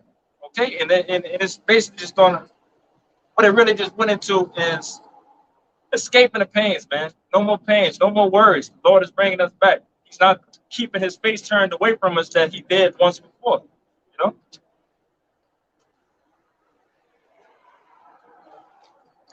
This is the book of Baruch, chapter 4, verse 23. It says, "For I sent you out with mourning and weeping, but the Most High will give you to me again with joy and gladness forever. Like as now the neighbors of Zion have seen your captivity, so shall they shortly, so shall they see shortly your salvation from our power, which shall come upon you with great glory and brightness of the everlasting." that's right. Hey, so all of these nations, all of these heathens, these so-called white people, right? These Africans, so-called Africans, these Hamites, right? Ammon, Ishmael, Moab, Elam, all of them have seen our destruction, man. All of them have seen us getting our punishment by the Lord. All right, and it says what? It says they're gonna see our salvation, from the Most High, which shall come upon you with great glory and the brightness of the everlasting. That's right. So they're gonna see that that great switcheroo. The Lord gonna pull a switcheroo, man. He gonna pull us from the bottom and place us on the top where we belong. You see? Keep going. It says, "My children, suffer patiently the wrath that has come upon you from the Most High. That's right. For thine enemy hath persecuted thee, but shortly thou shalt see his destruction, and shall tread upon his neck." That's right. So these devils, right? Hey, we've taken this captivity one day at a time. And through the scriptures, we're able to process, all right, what's going on. We're able to see that vision afar. We're able to see that the kingdom is at the end of the road. So we suffering patiently. We understand that these devils and these different heathens are going to be under our feet, with our feet on their necks. You see? Meaning we got full control over them. You see? We're going to have them in subjection. They're going to submit. All right? And I wanted to say one thing before we get into this, because we started out this lesson going into the downfall of Babylon the Great, all right, which in turn is the downfall of these goddamn Edomites, the so-called white man. And this right here is the Rising up. the rising up. This is the other side, okay, of that coin. Because once this devil go down, we rise up. Go ahead. This verse 27. It says, "Be of good comfort, O my children, and cry unto the Most High, for ye shall be remembered of him that brought these things upon you." There you go. The Lord said He gonna remember us again. You see, that's a prophecy. He gonna remember us, and we're right here. The brothers, as of today, as of right now, we are a living testimony of that, of the Lord fulfilling that promise. All right, and we pray that we're gonna be, you know, enduring to the end. But as of now, as of right now, today, what it is, April the 22nd, all right, we are living proof of that, of the Lord doing that. You see? Oh, go ahead. It says, "For as it was your mind to go astray from the Most High, so being returned, seek him 10 times more." That's right. It was if we went off. The Lord ain't go off. We went off. The laws wasn't broken. We broke them. You see? So us having this knowledge, wisdom, and understanding, we need to seek the Lord 10 times more. And that's it's really not no amount that you could seek the Lord, man, that you could please the Lord, that you could go after it. So we, you know, that's just saying, man, hey, get after this thing. You know, show your work. That was it, right? You got something too, Uncle, y'all? All right. It's the book of Revelation, chapter 21. I'm going to start at the top. "And I saw a new heaven and a new earth, for the first heaven and the first earth were passed away, and there was no more sea." All right, which is talking about, it's not talking about a literal new planet, all right? New in the Greek is kainos, which means refresh, a refreshed earth, man. "And I, John, saw the holy city, New Jerusalem, coming down from the Most High out of heaven, prepared as a bride adorned for her husband." All right, so this is a vision that John is seeing, the 144,000 coming down out of the chariots.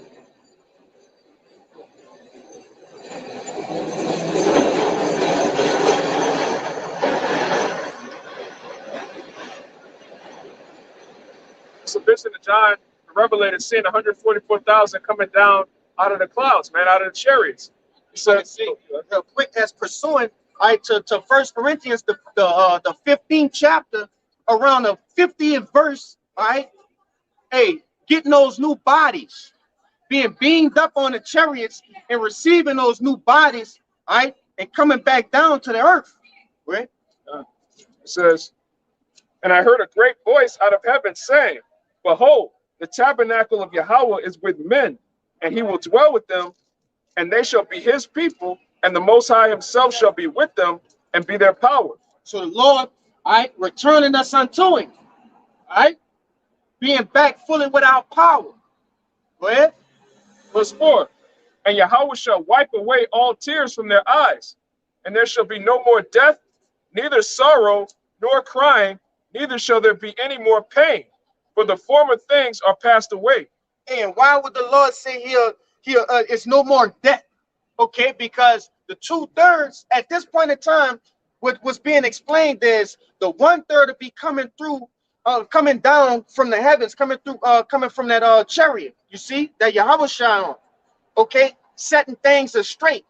But what people fail to realize is the 2/3 that die on this side, they're gonna be brought through the loins of those righteous men who have those new bodies. You see, so they're gonna be genetically hardwired to do righteousness. And what is sin? Sin is pretty much the repercussion of Shalakit. That is the repercussion of sin. You see, so you sin, you die. The more you sin, the quicker you die. You see, so what's going on here? It says what? Death, neither sorrow nor crying, neither shall be any more pain, for the former things are passed away. All right, so all of these things that our people go through, okay, the curses being on our people, all of those things will be lifted. You see, our women ain't gonna be bald, stank, harlots. Our men are gonna be manly. You see, ain't nobody gonna be overweight in Israel. You know, they ain't gonna have no fats in Israel. They're not gonna have that, man. Cause why? They gonna be eating according to the dietary laws. You see? Have a food lust. Yeah, they won't have that food lust on them, that food demon, a greedy demon. We're not going to be eating high fructose corn syrup. That's and right. GMO foods. That's All right. right. Our food is actually going to provide us nutrition, man. We're going to eat real food in the kingdom. Hey, and it's the things that are being spoken of, man, is well worth going through whatever the fuck we gotta go through on this side. It's just for a short time. What's the fuck is, you know, what we've been here for 400 years? What is 400 years, right, to eternity? You know? One day in eternity. What is 400 years, man? Come on, man. Jay, get y'all shit together, man. And if not, fuck it. Handle up. Handle your business. But as for us, we gonna keep doing this, Lord willing. You know, we pray that the Lord will keep the spirit on us to keep flowing, man. Keep, you know, we pray that the Lord keep blessing us with the Holy Spirit to get this work done, making our calling and election sure. Because these things that we reading, I want these things. And I'm speaking for the men up here, you know, I know they ain't like mine. All right. You know, every day we wake up, it's bullshit. We waking up to fuckery. Every day, clocking in on somebody's fucking job. You see? Having to deal with bug out niggas. That's a burden to a man of the Lord. Scripture say what? What it say? We vexed with the filthy conversation of the wicked. That too, and it's another one that I'm thinking of. It say captivity surely make a wise man mad. Oppression surely make it a wise man mad. And we goddamn oppressed here, man. We are oppressed on all sides. You see? Even more so the men of the Lord. Man, you got even 2/3 of our own goddamn people oppressing us, man. Fucking niggas, coons. If Go ahead. we don't catch it on Jake's side, we catch it on Esau's side. You know, man, the Lord will catch hell, man. That's right. You know, it's fucking constantly bullshit going on, and then you got the fucking managers of this place, these women coming up with you, run up on you like they're a man or some shit. You know, they want you to answer questions, questioning you. Like, who the fuck you supposed to be? You know, I'm talking about just a regular bitch in the street. You know, trying to run up on you, talking about what you doing. Like, bitch, who the fuck are you? You know? Yeah. But all that shit's gonna come like the brother going into. It's gonna all get back in order here real soon, man. Because everybody's fucking out their goddamn mind, man. You know, Jake is doing whatever Jake want to do. You know, Esau gonna do what he do. That's a given. Yeah. And these women just run wild, just rampant, man. Twerking all over the place, just being whores of the street. You know, fucking fat hanging out. Yeah, yeah. Ain't even built like nothing, but you got everything showing, man. You know, here it is. You got a man. Shit, you out here eyeing down other men. You know, it's all just wickedness out here, man. Take the blood out. That's right. God damn. Terrible. I was watching a video. I sent it in the group chat. Hey, they had a homeless Jake, older man. His motherfucking fingers, they were black. His fingers were dead on his living hands. His fingers was dead, brother. And he was begging for change. You know, that was one of the craziest things I've seen in a long time. You know, our people really need the kingdom. They're literally the walking dead. Literally. They're not just spiritually. They starting to die while they're living. Yo, that's crazy. What you got your free? There's Ecclesiastes 7:7 touching on what the brother was saying earlier. It says, surely oppression maketh a wise man mad. And why would it do that? Because we reading where we supposed to be at. We reading what's to come. You see? We understand that it takes time, but God damn it, hey, You know, Jake ready for the kingdom. We know it coming due time, right? But hey, we ready, man. Well, And the gift destroyed the heart. Better is the end of a thing than the beginning thereof. and that's right. A gift destroyed the heart. All of these niggas out here getting gifts from Edom, and it's destroying their fucking hearts. They're becoming wicked and more wicked. You see, the more this devil give them the diverse lusts, these different devices of lust, okay, in whatever form they like it in, the more they wax worse and worse. You see what the last part said? It's verse 8. It says, better is the end of a thing than the beginning thereof, and the patient in spirit is better than the proud in spirit. That's right. Why is the end of a thing better than the beginning for us? All right? Because prescribing second Ezra is the 6th chapter, okay? Esau is the beginning. At the end, and Jacob is the beginning. So like I had that mixed up, but we understand that, man. Listen, the end of this man kingdom, okay, is better. Slakia. The ending of this man kingdom is better than the beginning. All right, when we started, we know what's coming. We know the kingdom coming. That's why it's better. Right? It says, be not hasty in thy spirit to be angry. Right. For anger rested in the bosom of fools. You know, and pretty much just backing up the brother, because yeah, we pissed off. All right, yeah, we angry sometimes, but we don't let that overcome our spirit, man. You know, it's a balance to this thing. That's right. You know, it says anger rested in the bosom of fools.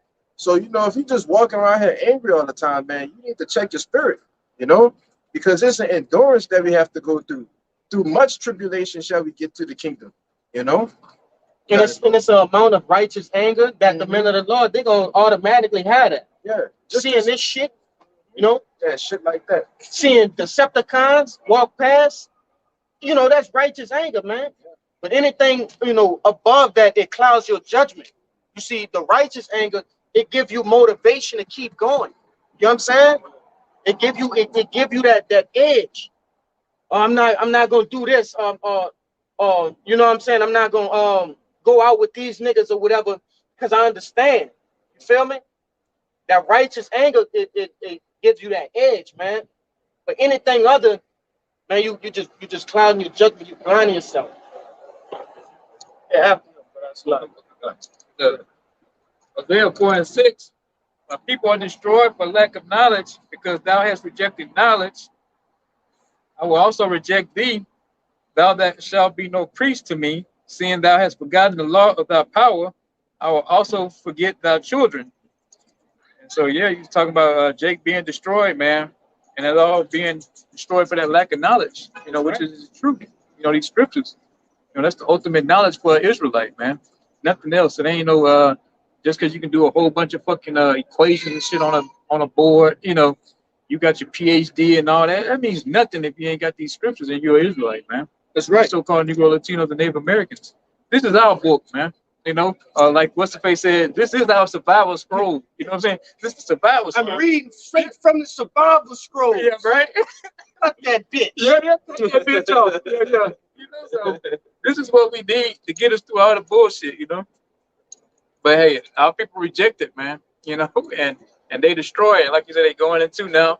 Fucking Jake is actually coming to the surface now. They got black fingers and shit. I think somebody put in there. Somebody had a black foot or some shit. Yeah. I put that joint in there too. Yeah. Motherfucker just had a dead foot. Yeah.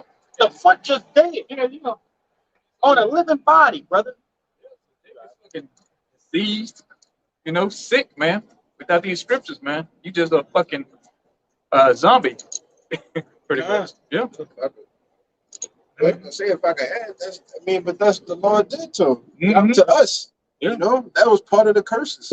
Deuteronomy 28 on down, man. You know, all of those plagues, and one of all things to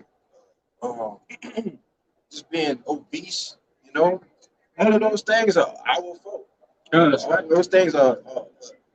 The word escapes me, but that's what it equals to when you go off from what the Lord tell you to do. Exactly where we are right now. You know? We suffer because of our sins. Yeah. Got the brother finna grab a quick one, and I'm gonna pass it to you, brother.